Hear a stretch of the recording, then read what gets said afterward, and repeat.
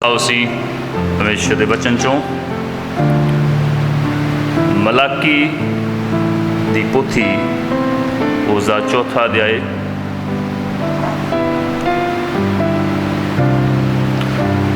पुराने नेम की आखिरी किताब मलाकी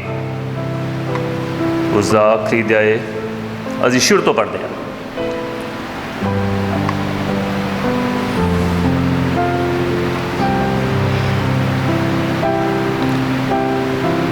ਤਾਂ ਵੇਖੋ ਉਹ ਦਿਨ ਆਉਂਦਾ ਹੈ ਤੰਦੂਰ ਵਾਂਗ ਸਾੜਨ ਵਾਲਾ, ਸਾਰੇ ਆਕੜਬਾਜ਼ ਅਤੇ ਸਾਰੇ ਦੁਸ਼ਟ ਪੁੱਠਾ ਹੋਣਗੇ। ਉਹ ਦਿਨ ਉਹਨਾਂ ਨੂੰ ਸਾੜਨ ਲਈ ਆਉਂਦਾ ਹੈ, ਸੈਨਾ ਦਾ ਯਹੋਵਾ ਆਖਦਾ ਹੈ। ਉਹ ਉਹਨਾਂ ਲਈ ਟੁੰਡ ਮੁੰਡ ਨਾ ਛੱਡੇਗਾ, ਪਰ ਤੁਹਾਡੇ ਲਈ ਜਿਹੜੇ ਮੇਰੇ ਨਾਮ ਦਾ ਭੈ ਮੰਨਦੇ ਹੋ, ਧਰਮ ਦਾ ਸੂਰਜ ਚੜ੍ਹੇਗਾ ਅਤੇ ਉਹਦੀਆਂ ਕਿਰਨਾਂ ਵਿੱਚ ਸ਼ਿਫਾ ਹੋਵੇਗੀ। ਤੁਸੀਂ ਵਾੜੇ ਦੇ ਵੱਛਿਆਂ ਵਾਂਗ ਬਾਹਰ ਨਿਕਲੋਗੇ ਅਤੇ ਕੁੱਦੋਗੇ, ਤੁਸੀਂ ਦੁਸ਼ਟਾਂ ਨੂੰ ਮਿੱਧੋਗੇ, ਉਹ ਤੁਹਾਡੇ ਪੈਰਾਂ ਦੀਆਂ ਤਲੀਆਂ ਦੇ ਹੇਠ ਦੀ ਸੁਆਹ ਹੋਣਗੇ। ਉਸ ਦਿਨ ਜਦ ਮੈਂ ਕੰਮ ਕਰਾਂਗਾ, ਸੈਨਾ ਦਾ ਯਹੋਵਾ ਆਖਦਾ ਹੈ, ਤੁਸੀਂ ਮੇਰੇ ਦਾਸ ਮੂਸਾ ਦੀ ਵਿਵਸਥਾ ਨੂੰ ਚੇਤੇ ਰੱਖੋ ਅਤੇ ਵਿਧੀਆਂ ਅਤੇ ਨਿਯਮਾਂ ਨੂੰ, ਜਿਨ੍ਹਾਂ ਦਾ ਮੈਂ ਸਾਰੇ ਇਜ਼ਰਾਈਲ ਲਈ ਹੋਰੇਬ ਵਿੱਚ ਹੁਕਮ ਦਿੱਤਾ। ਵੇਖੋ, ਮੈਂ ਏਲੀਆ ਨਬੀ ਨੂੰ ਤੁਹਾਡੇ ਲਈ ਘੱਲਾਂਗਾ, ਇਸ ਤੋਂ ਪਹਿਲਾਂ ਕਿ ਯਹੋਵਾ ਦਾ ਵੱਡਾ ਅਤੇ ਭੈਦਕ ਦਿਨ ਆਵੇ। ਉਹ ਪੇਵਾਂ ਦੇ ਦਿਲ ਬਾਲਕਾਂ ਵੱਲ ਅਤੇ ਬਾਲਕਾਂ ਦੇ ਦਿਲ ਪੇਵਾਂ ਵੱਲ ਮੁੜੇਗਾ, ਮਤੇ ਮੈਂ ਆਵਾਂ ਅਤੇ ਧਰਤੀ ਦਾ ਸਤਿਆਨਾਸ਼ ਕਰਾਂ। ਪਰਮੇਸ਼ਰ ਆਪਣੇ ਇਹਨਾਂ ਵਚਨਾਂ 'ਤੇ ਪੜ੍ਹੇ ਜਾਂਦੇ ਬਰਕਤ ਔਰ ਆਸ਼ੀਸ਼ ਦੇਵੇ। ਸਾਰੇ ਜਣੇ ਬੈਠ ਸਕਦੇ ਹਨ।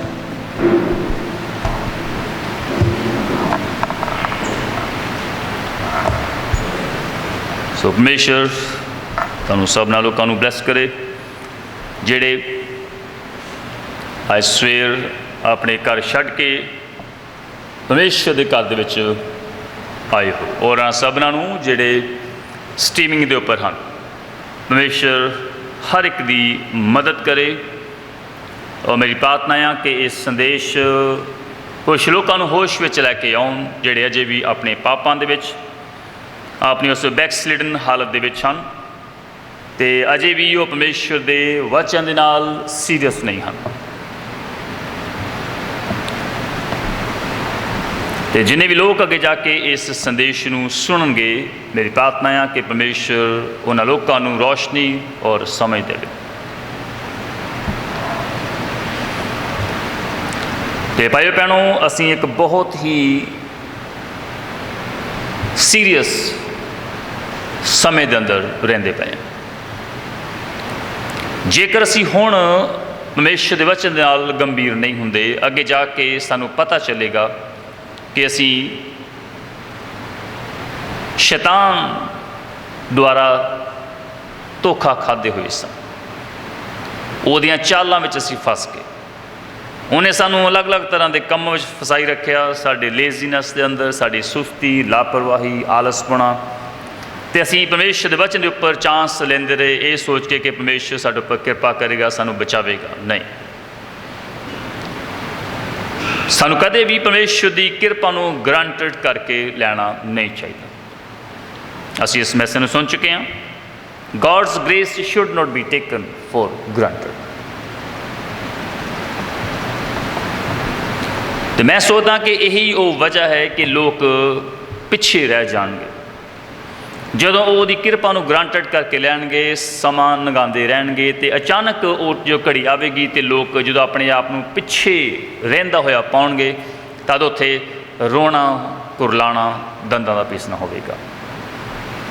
ਉਹ ਸੋਚਦੇ ਆ ਕਿ ਅਸੀਂ ਰੈਪਚਰ ਜਾ ਰਹੇ ਹਾਂ, ਪਰ ਰੈਪਚਰ ਨੂੰ ਛੱਡ ਕੇ ਚਲਾ ਜਾਵੇਗਾ, ਕਿਉਂਕਿ ਉਹਨਾਂ ਨੇ ਇਹਨਾਂ ਚੀਜ਼ਾਂ ਨੂੰ ਗਰਾਂਟਡ ਕਰਕੇ ਲਿਆ ਕਿ ਬਾਏ ਐਂਡ ਬਾਏ ਇਹ ਚੀਜ਼ਾਂ ਠੀਕ ਹੋ ਜਾਣਗੀਆਂ। ਅਤੇ ਜਦੋਂ ਉਹ ਹੋਸ਼ ਵਿੱਚ ਆਉਣਗੇ, ਟਾਈਮ ਨੇੜੇ ਆਵੇਗਾ, ਤਦ ਦੇਰ ਹੋ ਚੁੱਕੀ ਹੋਵੇਗੀ। ਇਹੀ ਗੱਲ ਨੂਹ ਦੇ ਸਮੇਂ ਲੋਕਾਂ ਦੇ ਨਾਲ ਵਾਪਰੀ। ਉਹਨਾਂ ਜਦੋਂ ਦੇਖਿਆ ਕਿਸ਼ਤੀ ਬੰਦੀ ਪਈ ਹੈ, ਏਡੀ ਵੱਡੀ ਕਿਸ਼ਤੀ ਹੈ, ਅਤੇ ਉਹਨਾਂ ਸੋਚਿਆ ਕੋਈ ਗੱਲ ਨਹੀਂ, ਜਦੋਂ ਮੀਂਹ ਆਊਗਾ ਦੇਖੀ ਜਾਏਗੀ, ਅਸੀਂ ਜਦੋਂ ਮੀਂਹ ਆਵੇਗਾ ਅਸੀਂ ਉਦੋਂ ਕਿਸ਼ਤੀਆਂ 'ਤੇ ਚਲੇ ਜਾਵਾਂਗੇ। ਇਹ ਉਹਨਾਂ ਦੇ ਆਪਣੇ ਕੰਸੈਪਸ਼ਨ ਸਨ। ਨੂਹ 120 ਸਾਲ ਪ੍ਰਚਾਰ ਕਰਦਾ ਰਿਹਾ, ਉਹਨਾਂ ਨੂੰ ਮਿਹਨਤਾਂ ਕਰਦਾ ਰਿਹਾ, ਭੀਖ ਮੰਗਦਾ ਰਿਹਾ, ਪਰ ਉਹਨਾਂ ਨੇ ਇਹਦੇ ਉੱਪਰ ਗੌਰ ਨਹੀਂ ਕੀਤਾ। ਉਹਨਾਂ ਨੇ ਉਹਨੂੰ ਅਣਸੁਣਿਆ ਕੀਤਾ, ਆਪਣੇ ਪਾਪਾਂ 'ਚ ਲੱਗੇ ਰਹੇ, ਆਪਣੇ ਗਰੁੱਪਾਂ ਦੇ ਵਿੱਚ। ਆਪਣੇ ਚਰਚਾਂ, ਆਪਣੇ ਮਿਸ਼ਨਾਂ, ਜਥੇਬੰਦੀਆਂ, ਆਪਣੇ ਮਤ ਸਿਧਾਂਤਾਂ 'ਚ ਲੱਗੇ ਰਹੇ। ਅਤੇ ਜਦੋਂ ਬਾਰਿਸ਼ ਪੈਣੀ ਸ਼ੁਰੂ ਹੋਈ ਤਦ ਉਹ ਕਿਸ਼ਤੀ ਵੱਲ ਭੱਜੇ। ਪਰ ਪਰਮੇਸ਼ਰ ਨੇ ਨੂਹ ਨੂੰ ਪਹਿਲਾਂ ਕਹਿ ਦਿੱਤਾ ਸੀ ਕਿ ਹੁਣ ਤੁਸੀਂ ਸਾਰੇ ਜਾਣੇ ਕਿਸ਼ਤੀ ਦੇ ਅੰਦਰ ਜਾਓ, ਅਤੇ ਹਰੇਕ ਜਾਨਵਰ, ਹਰੇਕ ਪੰਛੀ, ਹਰੇਕ ਦਾ ਜੋੜਾ ਕਿਸ਼ਤੀ ਅੰਦਰ ਦਾਖਲ ਹੋ ਗਿਆ। ਅਤੇ ਬਾਅਦ 'ਚ ਪਰਮੇਸ਼ਰ ਨੇ ਉਸ ਕਿਸ਼ਤੀ ਨੂੰ ਬਾਹਰੋਂ ਬੰਦ ਕੀਤਾ, ਜਿਹਨੂੰ ਕੋਈ ਖੋਲ੍ਹ ਨਹੀਂ ਸਕਦਾ ਸੀ। ਕਲਪਨਾ ਕਰੋ ਉਹਨਾਂ ਲੋਕਾਂ ਦਾ ਰੋਣਾ, ਕੁਰਲਾਉਣਾ ਅਤੇ ਦੰਦਾਂ ਦਾ ਪੀਸਣਾ ਨੂਹ ਦੇ ਦਿਨਾਂ ਦੇ ਅੰਦਰ। ਜਦੋਂ ਰੋਏ, ਤੁਸੀਂ ਕੀ ਸੋਚਦੇ ਹੋ ਉਹਨਾਂ ਖੁਸ਼ੀਆਂ ਮਨਾਈਆਂ ਹੋਣਗੀਆਂ ਜਦ ਮੀਂਹ ਪੈਣਾ ਸ਼ੁਰੂ ਹੋਇਆ? ਨਹੀਂ, ਉਹ ਤਾਂ ਰੋਣਾ ਕੁਰਲਾਉਣਾ ਸੀ, ਦੰਦਾਂ ਦਾ ਪੀਸਣਾ ਸੀ। ਉਹਨਾਂ ਨੇ ਕਿਸ਼ਤੀ ਦੇ ਦਰਵਾਜ਼ੇ ਨੂੰ ਮਾਰਿਆ, ਉਹਨਾਂ ਨੂੰ ਖੋਲ੍ਹਣ ਦੇ ਲਈ ਉਹਨਾਂ ਕੋਸ਼ਿਸ਼ਾਂ ਕੀਤੀਆਂ, ਮਿਹਨਤਾਂ ਕੀਤੀਆਂ, ਰੋਏ, ਚਿਲਾਏ, ਭੀਖ ਮੰਗੀ, ਪਰ ਉਹਨੂੰ ਕੋਈ ਖੋਲ੍ਹ ਨਹੀਂ ਸਕਦਾ ਸੀ। ਨਹੀਂ, ਸਮਾਂ ਦੁਬਾਰਾ ਆ ਰਿਹਾ ਹੈ। ਪਰਮੇਸ਼ਰ ਬੀਤੇ ਹੋਏ ਦੀ ਫੇਰ ਭਾਲ ਕਰਦਾ ਹੈ। ਜੋ ਕੁਛ ਪਹਿਲਾਂ ਵਾਪਰਿਆ ਦੁਬਾਰਾ ਫਿਰ ਅੱਗੇ ਵਾਪਰਨ ਜਾ ਰਿਹਾ ਹੈ। ਅਤੇ ਸਾਡੇ ਕੋਲ ਇਹਦੇ ਵਾਸਤੇ ਬਾਈਬਲ ਵਿੱਚ ਭਵਿੱਖਬਾਣੀਆਂ ਹਨ, ਪ੍ਰੋਫੈਸੀਜ਼ ਹਨ, ਔਰ ਪਿਛਲੇ ਕਈ ਸਾਲਾਂ ਤੋਂ ਅਸੀਂ ਇਹਨਾਂ ਨੂੰ ਵੇਖਦੇ ਆ ਰਹੇ ਹਾਂ। ਅਤੇ ਪਰਮੇਸ਼ਰ ਦੇ ਬੰਦੇ ਨੇ ਸਹੀ ਆਖਿਆ ਹੈ ਕਿ ਮੁੱਠੀ ਪਰ ਲੋਕ ਹੋਣਗੇ ਜਿਹੜੇ ਰੈਪਚਰ ਦੇ ਵਿੱਚ ਜਾਣਗੇ। ਅਤੇ ਯਿਸੂ ਮਸੀਹ ਪਹਿਲਾਂ ਕਹਿ ਚੁੱਕਾ ਹੈ ਕਿ ਹੇ ਛੋਟੇ ਝੁੰਡ ਨਾ ਡਰ, ਪਿਤਾ ਨੂੰ ਪਸੰਦ ਆਇਆ ਹੈ ਕਿ ਰਾਜ ਤੈਨੂੰ ਦੇਵੇ। ਥੋੜ੍ਹੇ ਲੋਕ, ਪੱਕਾ ਕਰੋ ਕਿ ਤੁਸੀਂ ਉਸ ਛੋਟੇ ਝੁੰਡ ਦੇ ਵਿੱਚ ਹੋ ਅਤੇ ਪਰਮੇਸ਼ਰ ਦੇ ਨਾਲ ਸੀਰੀਅਸ ਹੋ, ਉਹਦੇ ਵਚਨ ਨਾਲ ਗੰਭੀਰ ਹੋ। ਸੋ ਇਸ ਸਵੇਰ ਮੈਂ ਫਿਰ ਇੱਕ ਵਾਰ ਇੱਕ ਹੋਰ ਸੰਦੇਸ਼ ਲੈ ਕੇ ਤੁਹਾਡੇ ਸਾਹਮਣੇ ਖੜਾ ਹਾਂ, ਔਰ ਇਹ ਸੰਦੇਸ਼ ਪਿਛਲੇ ਸੰਦੇਸ਼ ਦੀ ਤਰ੍ਹਾਂ ਇੱਕ ਗੰਭੀਰ ਸੰਦੇਸ਼ ਹੈ। ਔਰ ਮੈਂ ਤੁਹਾਨੂੰ ਕਹਿਣਾ ਚਾਹੁੰਦਾ ਕਿ ਪਰਮੇਸ਼ਰ ਦੇ ਵੱਲੋਂ ਇਹ ਇੱਕ ਵਾਰਨਿੰਗ ਹੈ। ਮੈਂ ਹੋਰ ਕੁਛ ਨਹੀਂ ਕਰ ਸਕਦਾ, ਮੈਂ ਇਹਦੇ ਵਿੱਚ ਹੈਲਪਲੈਸ ਹਾਂ। ਪਰ ਮੈਂ ਇੱਕੋ ਕੰਮ ਕਰ ਸਕਦਾ ਕਿ ਪਰਮੇਸ਼ਰ ਦੇ ਵਚਨ ਲਵਾਂ, ਉਹਦੇ ਸੰਦੇਸ਼ ਨੂੰ ਲਵਾਂ ਅਤੇ ਤੁਹਾਨੂੰ ਪ੍ਰਚਾਰ ਕਰਾਂ, ਜਿੱਦਾਂ ਹੋਰ ਸੇਵਾਦਾਰ ਕਰਦੇ ਆ ਰਹੇ ਹਨ। ਉਸ ਤੋਂ ਬਾਅਦ ਇਹ ਤੁਹਾਡੇ ਉੱਪਰ ਡਿਪੈਂਡ ਕਰਦਾ ਹੈ, ਮੇਰੇ ਉੱਪਰ ਡਿਪੈਂਡ ਕਰਦਾ ਹੈ ਕਿ ਅਸੀਂ ਇਹਨਾਂ ਸੰਦੇਸ਼ਾਂ ਦੇ ਅਨੁਸਾਰ, ਇਹਨਾਂ ਵਚਨਾਂ ਅਨੁਸਾਰ ਚੱਲਣਾ ਚਾਹੁੰਦੇ ਹਾਂ ਜਾਂ ਚੱਲਣਾ ਨਹੀਂ ਚਾਹੁੰਦੇ। ਔਰ ਜਿੱਦਾਂ ਦੀ ਸਾਡੀ ਨੇਚਰ ਹੋਵੇਗੀ ਉੱਦਾਂ ਹੀ ਪਰਮੇਸ਼ਰ ਸਾਡੇ ਨਾਲ ਆਉਣ ਵਾਲੇ ਸਮੇਂ 'ਚ ਕਰੇਗਾ। ਬਹੁਤ ਸੀਰੀਅਸ ਅਫੇਅਰ ਹੈ। ਪਿਛਲੇ 16 ਸਾਲਾਂ ਤੋਂ ਮੈਂ ਲੋਕਾਂ ਨੂੰ ਵੇਖਦਾ ਆ ਰਿਹਾ ਹਾਂ, ਅਤੇ ਪਿਛਲੇ 16 ਸਾਲਾਂ ਤੋਂ ਮੈਂ ਪਰਮੇਸ਼ਰ ਦੀ, ਉਹਦੇ ਲੋਕਾਂ ਦੀ ਸੇਵਾ ਕਰਦਾ ਆ ਰਿਹਾ ਹਾਂ। ਅਤੇ ਮੈਨੂੰ ਇਹ 'ਚ ਖੁਸ਼ੀ ਹੈ, ਮੈਨੂੰ ਇਹਦੇ 'ਚ ਆਨੰਦ ਹੈ। ਮੈਂ ਇਹਦਾ ਆਨੰਦ ਮਾਣ ਰਿਹਾ ਹਾਂ ਕਿ ਜਦੋਂ ਤੋਂ ਮੈਂ ਉਹਦੀ ਸੇਵਾ ਕਰਨੀ ਸ਼ੁਰੂ ਕੀਤੀ ਹੈ, ਮੈਂ ਕਦੇ ਵੀ ਸ਼ਿਕਾਇਤ ਨਹੀਂ ਕੀਤੀ ਕਿ ਕੰਮ ਦਾ ਬੋਝ ਬਹੁਤ ਜ਼ਿਆਦਾ ਹੈ। ਨਹੀਂ, ਕਿ ਲੋਕ ਜ਼ਿਆਦਾ ਹਨ, ਸਮੱਸਿਆਵਾਂ ਜ਼ਿਆਦਾ ਹਨ, ਮਸਲੇ, ਫੈਮਿਲੀ ਮੈਟਰਸ, ਲੋਕਾਂ ਡੀਲ ਕਰਨਾ, ਮੈਂ ਕਦੇ ਅੱਜ ਤੱਕ ਸ਼ਿਕਾਇਤ ਨਹੀਂ ਕੀਤੀ ਹੈ। ਇਹ ਮੇਰੇ ਵਾਸਤੇ ਖੁਸ਼ੀ ਵਾਲੀ ਗੱਲ ਹੈ, ਮੇਰੇ ਲਈ ਖੁਸ਼ ਨਸੀਬੀ ਹੈ ਕਿ ਮੈਂ ਇਸ ਧਰਤੀ ਉੱਪਰ ਰਹਿ ਕੇ ਪਰਮੇਸ਼ਰ ਦੀ ਸੇਵਾ ਕਰ ਰਿਹਾ ਹਾਂ। ਔਰ ਇਹਨਾਂ 16 ਸਾਲਾਂ ਵਿੱਚ ਮੈਨੂੰ ਕਦੇ ਕੋਈ ਛੁੱਟੀ ਨਹੀਂ ਮਿਲੀ ਸਿਵਾਏ ਇਸ ਵਾਰ ਜਦੋਂ ਮੈਂ 4 ਮਹੀਨੇ ਦੇ ਲਈ ਬੈਤਲ ਵਿੱਚ ਸਾਂ, ਇਹਨਾਂ 16 ਸਾਲਾਂ ਵਿੱਚ। ਔਰ ਮੇਰੇ ਵਾਸਤੇ ਖੁਸ਼ ਨਸੀਬੀ ਹੈ ਕਿ ਪਰਮੇਸ਼ਰ ਨੇ ਮੈਨੂੰ ਇਹ ਮੌਕਾ ਦਿੱਤਾ ਹੈ, ਮੈਨੂੰ ਖੁਸ਼ ਨਸੀਬੀ ਦਿੱਤੀ ਆ ਕਿ ਆਪਣੇ ਧਰਤੀ ਵਾਲੇ ਸਫ਼ਰ ਦੇ ਉੱਪਰ ਜਿੰਨਾ ਚਿਰ ਮੇਰੇ ਨਾਲ ਸਾਹ ਹਨ, ਮੈਂ ਜਿਉਂਦੇ ਪਰਮੇਸ਼ਰ ਦੀ ਸੇਵਾ ਕਰ ਰਿਹਾ ਹਾਂ। ਇਹਦੇ ਵਾਸਤੇ ਮੈਂ ਪਰਮੇਸ਼ਰ ਨੂੰ ਮਹਿਮਾ ਦਿੰਦਾ ਹਾਂ, ਉਹਦਾ ਧੰਨਵਾਦ ਕਰਦਾ ਹਾਂ, ਉਹਦੀ ਵਡਿਆਈ ਕਰਦਾ ਹਾਂ। ਜਿੱਦਾਂ ਪਰਮੇਸ਼ਰ ਦਾ ਵਚਨ ਕਹਿੰਦਾ ਹੈ ਪਹਿਲਾ ਕੁਰਿੰਥੀਆਂ ਉਹਦੇ 9:16 ਵਿੱਚ ਕਿ ਹਾਏ ਮੇਰੇ ਉੱਪਰ ਜੇ ਮੈਂ ਖੁਸ਼ਖਬਰੀ ਨਾ ਸੁਣਾਵਾਂ। ਇਹ ਗੱਲ ਹਰ ਇੱਕ ਸੇਵਾਦਾਰ ਉੱਪਰ ਲਾਗੂ ਹੁੰਦੀ ਹੈ ਜਿਹੜਾ ਪਰਮੇਸ਼ਰ ਦੇ ਵੱਲੋਂ ਸੱਦਿਆ ਗਿਆ ਹੈ, ਚੁਣਿਆ ਗਿਆ ਹੈ। ਹਾਏ ਸਾਡੇ ਉੱਪਰ ਜੇਕਰ ਅਸੀਂ ਖੁਸ਼ਖਬਰੀ ਨਾ ਸੁਣਾਈਏ। ਇੱਥੋਂ ਤੱਕ ਕਿ ਹਰ ਤਰ੍ਹਾਂ ਦੇ ਦੁੱਖਾਂ ਦੇ ਅੰਦਰ, ਸਤਾਵਾਂ ਦੇ ਅੰਦਰ, ਪਰੇਸ਼ਾਨੀਆਂ, ਮੁਸ਼ਕਿਲਾਂ ਦੇ ਵਿੱਚ ਇਹ ਸਾਡੇ ਵਾਸਤੇ ਇੱਕ ਬੜੀ ਆਨੰਦ ਵਾਲੀ ਗੱਲ ਹੈ। ਭਾਵੇਂ ਕਈ ਲੋਕ ਸਾਡੇ ਰਾਹ ਦੇ ਵਿੱਚ ਆਏ, ਇੱਕ ਦਿਨ ਉਹ ਇੱਥੇ ਬੈਠੇ ਵਚਨ ਸੁਣਿਆ ਅਤੇ ਉਸ ਤੋਂ ਬਾਅਦ ਅਚਾਨਕ ਇੱਕ ਦਿਨ ਉੱਠੇ, ਆਪਣੇ ਕੱਪੜਿਆਂ ਨੂੰ ਝਾੜਿਆ ਅਤੇ ਪਰਮੇਸ਼ਰ ਦੇ ਵਚਨ ਨੂੰ ਛੱਡ ਕੇ ਚਲੇ ਗਏ। ਪਰ ਮੈਨੂੰ ਕੋਈ ਵੀ ਝਟਕਾ ਨਹੀਂ ਲੱਗਾ, ਨਹੀਂ। ਹਾਂ, ਮੈਂ ਉਦਾਸ ਜ਼ਰੂਰ ਹੋਇਆ ਕਿ ਲੋਕਾਂ ਨੇ ਇੱਕ ਗਲਤ ਰਸਤਾ ਚੁਣਿਆ, ਸ਼ੈਤਾਨ ਦੀ ਰਾਹ ਦੇ ਉੱਪਰ ਲੱਗ ਤੁਰੇ, ਸੱਚਾਈ ਵਿੱਚ ਟਿਕੇ ਨਹੀਂ ਰਹੇ। ਮੈਨੂੰ ਉਦਾਸ ਮੈਂ ਜ਼ਰੂਰ ਹੋਇਆ, ਕਿਉਂਕਿ ਪਰਮੇਸ਼ਰ ਦੇ ਬੰਦੇ ਨੇ ਸਾਨੂੰ ਦੱਸਿਆ ਹੈ ਕਿ ਅਸੀਂ ਆਪਣੇ ਮਨ ਦੇ ਪਿਛਲੇ ਪਾਸੇ ਬੈਕ ਪਾਰਟ 'ਤੇ ਇੱਕ ਗੱਲ ਨੂੰ ਹਮੇਸ਼ਾ ਬਿਠਾ ਕੇ ਰੱਖੋ ਕਿ ਪ੍ਰਭੂ ਦੀ ਧਰੀ ਹੋਈ ਨੀਂਹ ਪੱਕੀ ਤੇ ਅਟਲ ਹੈ, ਅਤੇ ਪਰਮੇਸ਼ਰ ਆਪਣਿਆਂ ਨੂੰ ਜਾਣਦਾ ਹੈ ਜਿਨ੍ਹਾਂ 'ਤੇ ਮੋਹਰ ਲੱਗੀ ਹੋਈ ਹੈ। ਉਹਨਾਂ ਕਿਹਾ ਜਿੰਨੇ ਵੀ ਪਿਤਾ ਨੇ ਮੈਨੂੰ ਦਿੱਤੇ ਹਨ ਉਹਨਾਂ 'ਚੋਂ ਇੱਕ ਵੀ ਨਹੀਂ ਗਵਾਚੇਗਾ, ਸਭ ਮੇਰੇ ਕੋਲ ਆਉਣਗੇ ਜਿੰਨੇ ਪਿਤਾ ਨੇ ਦਿੱਤੇ ਹਨ। ਸੋ ਭਾਈ ਭੈਣੋ, ਉੱਥੇ ਦੋ ਰਸਤੇ ਹਨ। ਕਈ ਨਾਸ਼ ਦੇ ਖੁੱਲ੍ਹੇ ਰਾਹ ਉੱਪਰ ਚੱਲ ਰਹੇ ਹਨ, ਅਤੇ ਥੋੜ੍ਹੇ ਹਨ ਜਿਹੜੇ ਜੀਵਨ ਦੇ ਤੰਗ ਰਾਹ ਨੂੰ ਲੱਭ ਲੈਣਗੇ। ਸੋ ਅਸੀਂ ਖੁਸ਼ਖਬਰੀ ਦਾ ਪ੍ਰਚਾਰ ਕਰਨ ਤੋਂ ਵੱਧ ਹੋਰ ਕੁਛ ਨਹੀਂ ਕਰ ਸਕਦੇ ਕਿ ਅਸੀਂ ਖੁਸ਼ਖਬਰੀ ਦਾ ਪ੍ਰਚਾਰ ਕਰੀਏ। ਪੁਰਾਣੇ ਨੇਮ ਦੇ ਵਿੱਚ, ਨਵੇਂ ਨੇਮ ਦੇ ਵਿੱਚ ਪਰਮੇਸ਼ਰ ਦੇ ਨਬੀਆਂ ਨੇ, ਉਹਦੇ ਸੇਵਾਦਾਰਾਂ ਨੇ ਇਹੋ ਕੰਮ ਕੀਤਾ, ਉਹ ਇਸ ਤੋਂ ਵੱਧ ਹੋਰ ਕੁਛ ਵੀ ਕਰ ਨਹੀਂ ਸਕਦੇ ਸਨ। ਅਤੇ ਅੱਜ ਸਾਡੇ ਕੋਲ ਵੀ ਪਰਮੇਸ਼ਰ ਦਾ ਇੱਕ ਮਹਾਨ ਨਬੀ ਆਇਆ, ਜਿਹਦੀ ਆਉਣ ਦੀ ਭਵਿੱਖਬਾਣੀ ਮਲਾਕੀ 4 ਦੇ ਵਿੱਚ ਕੀਤੀ ਗਈ ਹੈ, 4 ਦੀ 5 ਤੋਂ 6। ਉਹਦੇ ਕੋਲ ਇੱਕ ਮਹਾਨ ਨਬੀ ਦਾ ਆਫਿਸ ਸੀ, ਏਲੀਆ ਨਬੀ। ਅਤੇ ਸਾਡੇ ਕੋਲ ਪੂਰੇ ਸੰਸਾਰ ਭਰ ਵਿੱਚ ਇਹਦੇ ਉੱਪਰ ਪ੍ਰਤੱਖ ਪ੍ਰਮਾਣ ਹਨ, ਡਾਕੂਮੈਂਟਸ ਹਨ, ਔਰ ਇਹਨਾਂ ਦੀ ਜੋ ਪ੍ਰਮਾਣਿਕਤਾ ਹੈ ਉਹ ਸਿੱਧ ਹੋਈ ਹੈ। ਪੂਰੇ ਸੰਸਾਰ ਵਿੱਚ ਉਹ 7 ਵਾਰ ਗਿਆ ਅਤੇ ਜਾ ਕੇ ਉਹਨੇ ਖੁਸ਼ਖਬਰੀ ਦਾ ਪ੍ਰਚਾਰ ਨਿਸ਼ਾਨਾਂ, ਕਰਾਮਾਤਾਂ, ਅਚੰਭਿਆਂ ਦੇ ਨਾਲ ਕੀਤਾ, ਪਵਿੱਤਰ ਆਤਮਾ ਦੀ ਸਾਮਰਥ ਦੇ ਨਾਲ ਕੀਤਾ, ਪ੍ਰਦਰਸ਼ਨ ਦੇ ਨਾਲ ਕੀਤਾ। ਹੁਣ ਲੋਕ ਇਸ ਨਾਮ ਦੇ ਨਾਲ ਬਾਹਰ ਨਫ਼ਰਤ ਕਰਦੇ ਆ, ਪਰ ਅਸੀਂ ਇਹਨੂੰ ਪਿਆਰ ਕਰਦੇ ਹਾਂ। ਉਹਦਾ ਨਾਮ ਵਿਲੀਅਮ ਮੈਰੀਅਨ ਬ੍ਰੈਨਹਮ ਹੈ। ਉਹ ਅੱਜ ਮਹਿਮਾ ਦੇ ਵਿੱਚ ਹੈ, ਅਤੇ ਉਸ ਤੋਂ ਬਾਅਦ ਪਰਮੇਸ਼ਰ ਨੇ ਇੱਕ ਹੋਰ ਬੰਦੇ ਨੂੰ ਇਸਤੇਮਾਲ ਕੀਤਾ ਜਿਹਦਾ ਨਾਮ ਬ੍ਰਦਰ ਬੌਬ ਲੀ ਲੰਬਰਟ ਸੀ,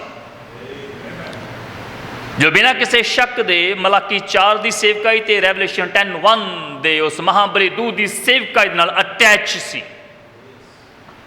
ਅਸੀਂ ਤਾਂ ਆਪਣੇ ਪੂਰੇ ਦਿਲ ਤੋਂ ਵਿਸ਼ਵਾਸ ਕਰਦੇ ਹਾਂ। ਉਹਦਾ ਨਾਮ ਬ੍ਰਦਰ ਬੌਬ ਲੀ ਲੰਬਰਟ ਸੀ। ਅਤੇ ਅੱਜ ਸਵੇਰ ਮੈਨੂੰ ਇਹ ਕਹਿਣ ਦੇ ਵਿੱਚ ਕੋਈ ਵੀ ਹਰਜ ਨਹੀਂ ਆ, ਕੋਈ ਵੀ ਮੈਨੂੰ ਕੋਈ ਸ਼ਰਮਿੰਦਗੀ ਨਹੀਂ ਆ ਕਿ ਪਰਮੇਸ਼ਰ ਨੇ ਇਸ ਧਰਤੀ ਨੂੰ ਬਿਨਾਂ ਗਵਾਹ ਤੋਂ ਕਦੇ ਵੀ ਖਾਲੀ ਨਹੀਂ ਰੱਖਿਆ। ਪਰਮੇਸ਼ਰ ਨੇ ਉਸ ਤੋਂ ਬਾਅਦ ਇੱਕ ਹੋਰ ਆਦਮੀ ਨੂੰ ਚੁਣਿਆ ਤਾਂ ਕਿ ਆਪਣੇ ਵਚਨ ਨੂੰ ਉਹ ਅੱਗੇ ਲੈ ਕੇ ਜਾਵੇ। ਉਸ ਆਦਮੀ ਦਾ ਨਾਮ ਬ੍ਰਦਰ ਡਾਲਟਨ ਬਰੂਸ ਹੈ। ਪਰਮੇਸ਼ਰ ਦੇ ਕੋਲ ਆਪਣਾ ਇੱਕ ਹੋਰ ਜਨ ਅੱਜ ਧਰਤੀ ਦੇ ਉੱਪਰ ਆ। ਬਾਹਰ ਲੋਕ ਉਹਦੇ ਬਾਰੇ ਕੀ ਕਹਿੰਦੇ ਆ, ਸਾਨੂੰ ਇਹਦੇ ਲਈ ਕੋਈ ਵੀ ਹੈਰਾਨੀ ਨਹੀਂ ਹੈ ਅਤੇ ਕੋਈ ਵੀ ਪਰੇਸ਼ਾਨੀ ਨਹੀਂ ਹੈ। ਨਹੀਂ, ਮੈਂ ਆਪਣੀਆਂ ਅੱਖਾਂ ਦੇ ਨਾਲ ਉਸ ਜਨ ਨੂੰ, ਪਰਮੇਸ਼ਰ ਦੇ ਬੰਦੇ ਨੂੰ ਮਿਲ ਕੇ ਆਇਆ ਹਾਂ, ਉਹਦੇ ਨਾਲ ਫੈਲੋਸ਼ਿਪ ਕਰਕੇ ਆਇਆ ਹਾਂ, ਅਤੇ ਮੈਂ ਕਹਿ ਸਕਦਾ ਕਿ ਇੱਕ ਸਮਾਂ ਮੈਂ ਸੁਣਿਆ ਸੀ, ਪਰ ਹੁਣ ਮੈਂ ਵੇਖਦਾ ਹਾਂ, ਮੈਂ ਉਹਨੂੰ ਵੇਖ ਕੇ ਆਇਆ ਹਾਂ। ਅਤੇ ਪਰਮੇਸ਼ਰ ਦੇ ਕੋਲ ਹਰ ਯੁੱਗ ਵਿੱਚ, ਹਰ ਸਮੇਂ ਆਪਣਾ ਕੋਈ ਨਾ ਕੋਈ ਬੰਦਾ ਧਰਤੀ ਉੱਪਰ ਹੁੰਦਾ ਆ, ਜਨ ਹੁੰਦਾ ਆ। ਅਤੇ ਉਸ ਸਮੇਂ ਦੇ ਵਿੱਚ, ਵਰਤਮਾਨ ਸਮੇਂ ਦੇ ਵਿੱਚ ਹਮੇਸ਼ਾ ਧਾਰਮਿਕ ਜਥੇਬੰਦੀਆਂ, ਗਰੁੱਪ, ਮਿਸ਼ਨਾਂ ਜਥੇਬੰਦੀਆਂ, ਮਤ, ਸਿਧਾਂਤ, ਇਹ ਹਮੇਸ਼ਾ ਪਰਮੇਸ਼ਰ ਦੇ ਬੰਦੇ ਦੇ ਵਿਰੋਧ ਦੇ ਵਿੱਚ ਹੁੰਦੇ ਹਨ, ਉਹਦੇ ਅਗੇਂਸਟ ਹੁੰਦੇ ਹਨ। ਅਤੇ ਬਾਈਬਲ ਇੱਦਾਂ ਦੀਆਂ ਐਗਜ਼ਾਮਪਲਾਂ ਨਾਲ ਭਰੀ ਹੋਈ ਹੈ। ਅਤੇ ਜਿਹੜੇ ਲੋਕ ਪਰਮੇਸ਼ਰ ਦੇ ਕੋਲੋਂ ਪ੍ਰਕਾਸ਼ਨ ਨੂੰ ਹਾਸਲ ਕਰ ਰਹੇ ਹਨ ਉਹ ਮੇਰੇ ਨਾਲ ਐਗਰੀ ਹੋਣਗੇ, ਅਤੇ ਜਿਹੜੇ ਲੋਕ ਮੇਰੇ ਨਾਲ ਐਗਰੀ ਨਹੀਂ ਹਨ ਤਦ ਵੀ ਓਕੇ ਹੈ। ਉਹਨਾਂ ਨੂੰ ਪਰਮੇਸ਼ਰ ਦੀ ਹੋਰ ਜ਼ਿਆਦਾ ਕਿਰਪਾ ਦੀ ਅਤੇ ਉਹਨਾਂ ਨੂੰ ਪਰਮੇਸ਼ਰ ਦੇ ਹੋਰ ਜ਼ਿਆਦਾ ਵਚਨ ਦੇ ਉੱਪਰ ਰੋਸ਼ਨੀ ਅਤੇ ਸਮਝ ਦੀ ਜ਼ਰੂਰਤ ਹੈ। ਪਰ ਅਸੀਂ ਇਹਦੇ ਵਾਸਤੇ ਬੇਹੱਦ ਸ਼ੁਕਰਗੁਜ਼ਾਰ ਹਾਂ ਕਿ ਪਰਮੇਸ਼ਰ ਨੇ ਸਾਨੂੰ ਇਹਨਾਂ ਦਿਨਾਂ ਦੇ ਅੰਦਰ ਧਰਤੀ ਉੱਪਰ ਰੱਖਿਆ ਹੈ, ਔਰ ਅਸੀਂ ਇਹਨਾਂ ਦਿਨਾਂ ਅੰਦਰ ਪੈਦਾ ਹੋਏ ਹਾਂ। ਅੰਤ ਸਮੇਂ ਦੇ ਵਿੱਚ ਅਸੀਂ ਮਲਾਕੀ 4, 5, 6 ਦੇ ਨਬੀ ਏਲੀਆ ਨਬੀ, ਵਿਲੀਅਮ ਮੈਰੀਅਨ ਬ੍ਰੈਨਹਮ ਦੀ ਸੇਵਕਾਈ ਅਤੇ ਰੈਵਲੇਸ਼ਨ 10:1 ਦੀ ਸੇਵਕਾਈ ਦੇ ਨਾਲ ਜੁੜੇ ਹੋਏ ਲੋਕਾਂ, ਅਸੀਂ ਇਹਦੇ ਵਾਸਤੇ ਬੇਹੱਦ ਸ਼ੁਕਰਗੁਜ਼ਾਰ ਹਾਂ, ਬੇਹੱਦ। ਸੋ ਇੱਥੇ ਰੁਕ ਕੇ ਮੈਂ ਉਹਨਾਂ ਸਾਰੇ ਸੇਵਾਦਾਰਾਂ ਦਾ ਧੰਨਵਾਦ ਕਰਦਾ ਹਾਂ, ਆਪਣੇ सहयोगी सेवादार भाई सॉलमन ब्रिथ का पिछले संदेश के लिए weeping wailing gnashing of teeth. और ये बहुत ही गंभीर संदेश है, सीरियस। इनू सुन के हर एक जान नूं डरना चाहिए है। भावें तुसीं किन्ना भी सोचो कि साडे कोल प्रकाशन आ, साडे कोल वचन आ, पर इस संदेश नूं सुनने तो बाद हर एक परमेश्वर के बच्चे के अंदर एक डर पैदा होना चाहिए, हर एक के अंदर। हुण असीं इस राह के अंत ते आ पहुँचे हाँ। परमेश्वर का वायदा बहुत जल्दी उंडेलिया जाने वाला है, तो ज्यों ज्यों समा अगे वधदा जाएगा तुसीं देखोगे कि बहुत इहदी प्रीत ठंडी पै जाएगी, जिवें इन्हां दिनां दे अंदर वापरिया है। असीं सालां तो तुहानूं दसदे आ रहे हैं भाईओ भैणों कि तुसीं कदे भी किसी चीज़ नूं ग्रांटेड करके ना लो, पर लोग इन्हां चेतावनियों पर गौर नहीं करते, नहीं। पर एक दिन सानू पता चलता है कि फलाना फलाना भाई या फलानी भैन ये बैकस्लाइड हो गए, ये चर्च नहीं आ रहे। तो हुण सानू ये सुन के कोई भी हैरानी नहीं है, नहीं, क्योंकि असीं पहलां तो ही सुनते आ रहे हैं और असीं जानते हैं, बाइबल ये बारे बयान कर दिया है कि अंत के समय में पाप के वधन करके बहुतियां दी प्रीत ठंडी पै जाएगी, और ये काम हो रहा है और होया है। हुण असीं इस संदेश की बड़ी एक तर्क संगत स्टडी की, तो परमेश्वर के सेवादार ने भाई सॉलमन ब्रिथ ने बहुत सिंपल जे ढंग के नाल इनू बड़े विस्तार दे विच जाके सानू दस्सिया, प्रचार किया, और एक बहुत ही महान संदेश है। भावें छोटा जिहा संदेश है पर ग्रेट मैसेज है। मैं ग्रेट नहीं पर ग्रेटेस्ट मैसेज कहांगा ये उपर। तो बहुत लोगों ने इनू सीरियसली लिया, तो कई लोग अजे भी अपनी लौदीकिया वाली हालत में अपने घर च बैठे हुए हैं। हुण असीं सेवादार उस सज़ा का वर्णन नहीं कर सकते जिन्हों यीशु ने बयान किया, क्योंकि वो कोल प्रकाशन सी कि एक किदां दी सज़ा होगी, तो ये डिग्रीज किहड़ियां होणगियां। असीं उहदा वर्णन नहीं कर सकते, नहीं। हुण यीशु ये बारे जानता सी, मनुखा ने पहले इसका सामना किया है, अज जो नरक विच इसदा सामना कर रहे हैं, तो अगे समा आ रहा है। ये 7 अरब की आबादी जिहड़ी अगे जाके इन्हां चीज़ों को फेस करेगी। कोई भी नबी इसका वर्णन नहीं कर सकता, भाई ब्रनहम इसका वर्णन नहीं कर सकिया, हालांकि उन्हें तजर्बा किया जो उस विजन दे विच वो नरक विच गया, उन्हें आप खुद इसका एक्सपीरियंस किया। पर जो इनू बयान करने का टाइम आया, उन्हें आख्या कि मेरे को डिक्शनरी विच एक भी शब्द नहीं आ कि मैं तुहानूं दस्सां कि नरक कितनी भयंकर जगह है। केवल वही जानता सी कि वह नरक किदां दी जगह है। उन्हें जो बयान करने की कोशिश की, वो कहना डिक्शनरी एक भी शब्द मैनू नहीं लभा, सिवाय ये नरक हैल। पर जो नरक की भयानकता है वो बारे कोई भी शब्द नहीं है। तो जेकर दोस्तों नरक की भयानकता के लिए डिक्शनरी कोई वर्ड नहीं है, शब्द नहीं है, तद फिर अग के गंधक की झील के बारे तुसी किदां कल्पना करोगे? किदां असीं किदां अग के गंधक की झील का वर्णन कर सकते हाँ? साडे वालों इस्तेमाल किए गए सारे शब्द उन्होंने बयान करने लिए थोड़े हैं। ये केवल तो केवल जो लोग उत्थे जाणगे तद उहदा एक्सपीरियंस करनगे, वो लोग जिहड़े अंदर जाणगे। मैं इहदा वर्णन नहीं कर सकता, नहीं। ये जिहड़ा संदेश असीं पिछे सुने है 2 हिस्सों च, मैं इहदा वर्णन नहीं कर सकता। Weeping wailing gnashing of teeth. तो साढ़े नौजवान भाई मनदीप ने सही आख्या है कि ये एक सीरियस मैसेज। उन्हें आख्या मैं डर गया। हर कोई इन्हू सुन के अपने दिल च उहदे अंदर एक डर पैदा होया, और ये 100% सही है। ये संदेश एक सीरियस संदेश है, और परमेश्वर के वालों अपने लोगों के लिए भेजी हुई एक वार्निंग के वजों आया है। ये तुहाडे उपर डिपेंड करता है तुसीं इहनूं लैंदे हो जां नहीं लैंदे हो। ये व्यक्तिगत लोगों पर डिपेंड करता है। ਚਾਹੇ ਉਹ ਨੌਜਵਾਨ ਬੱਚੇ ਹੋਣ, ਔਰਤਾਂ ਹੋਣ, ਆਦਮੀ ਹੋਣ, ਕੋਈ ਵੀ ਕਿਉਂ ਨਾ ਹੋਵੇ। ਪਰਮੇਸ਼ਰ ਆਪਣੇ ਲੋਕਾਂ ਨੂੰ ਵਾਰਨਿੰਗ ਦੇ ਰਿਹਾ ਹੈ।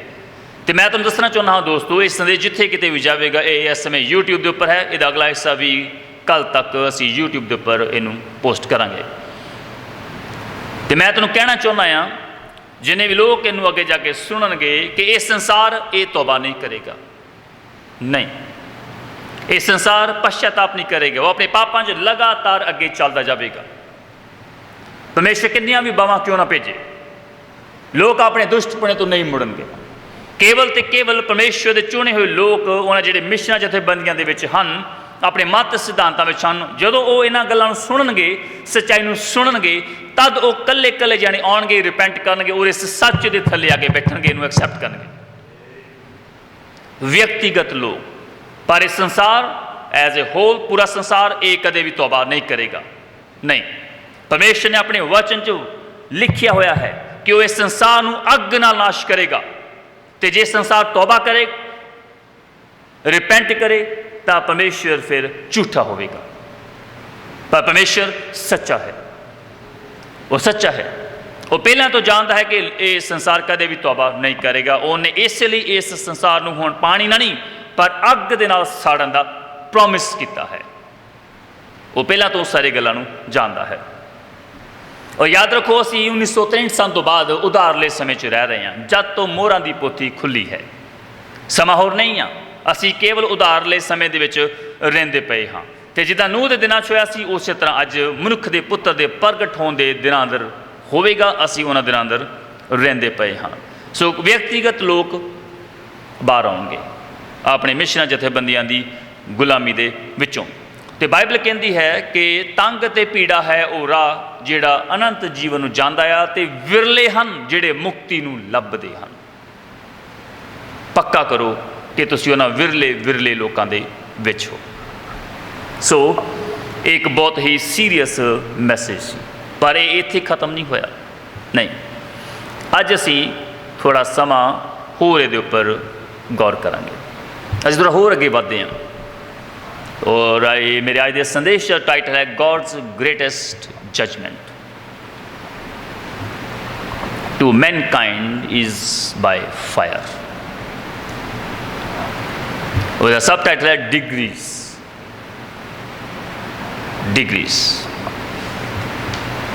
ਇਸ ਮਨੁੱਖ ਜਾਤ ਦੇ ਲਈ ਪਰਮੇਸ਼ਰ ਦਾ ਸਭ ਤੋਂ ਵੱਡਾ ਨਿਆਂ ਅੱਗ ਦੇ ਦੁਆਰਾ ਹੈ। ਉਹਦਾ ਸਬ ਟਾਈਟਲ ਹੈ डिग्रीज, ਦਰਜੇ, ਅੰਸ਼। ਅਸੀਂ ਥੋੜ੍ਹੇ ਚਿਰ ਲਈ ਅੱਜ ਇਹਨੂੰ ਵੇਖਾਂਗੇ। ਅਗਰ ਮੈਨੂੰ ਫਿਨਿਸ਼ ਨਹੀਂ ਕਰ ਸਕਿਆ, ਅਸੀਂ ਅਗਲੀ ਸਰਵਿਸ ਵਿੱਚ ਇਹਨੂੰ ਫਿਨਿਸ਼ ਕਰਾਂਗੇ। ਔਰ ਇਹ ਮੇਰਾ ਆਪਣਾ ਸੰਦੇਸ਼ ਨਹੀਂ ਆ। ਪਰਮੇਸ਼ਰ ਦੇ ਜਨ ਸਾਡੇ ਸ਼ੈਪਰਡ ਬਰ ਡਾਲਟਨ ਬਰੂਸ ਨੇ 10 ਅਗਸਤ 2020 ਨੂੰ ਬੈਤਲ 'ਚ ਇਹਨੂੰ ਪ੍ਰਚਾਰ ਕੀਤਾ। ਹੁਣ ਲੋਕ ਨਰਕ ਬਾਰੇ ਜਾਣਦੇ ਆ, ਉਹ ਪਰਮੇਸ਼ਰ ਦੀ ਸਜ਼ਾ ਬਾਰੇ ਜਾਣਦੇ ਆ। ਉਹ ਲਿਖਤਾਂ ਵਿੱਚ ਪੜ੍ਹਦੇ ਹਨ ਕਿ ਕਿੱਦਾਂ ਲੋਕਾਂ ਨੂੰ ਪਿੱਛੇ ਅੱਗ ਦੇ ਨਾਲ ਸਾੜ ਕੇ ਨਾਸ਼ ਕੀਤਾ ਗਿਆ, ਜਿੱਦਾਂ ਸਦੂਮ ਤੇ ਅਮਰਾ ਦੇ ਲੋਕ ਸਨ। ਉਹ ਜਾਣਦੇ ਆ। ਉਹਨਾਂ ਭਿੱਖੂਆਂ ਨੇ ਪੜ੍ਹੀਆਂ ਆ ਬਾਈਬਲ ਨੂੰ, ਉਹਨਾਂ ਨੇ ਕਈ ਵਾਰ ਪੜ੍ਹਿਆ ਹੋਇਆ ਹੈ।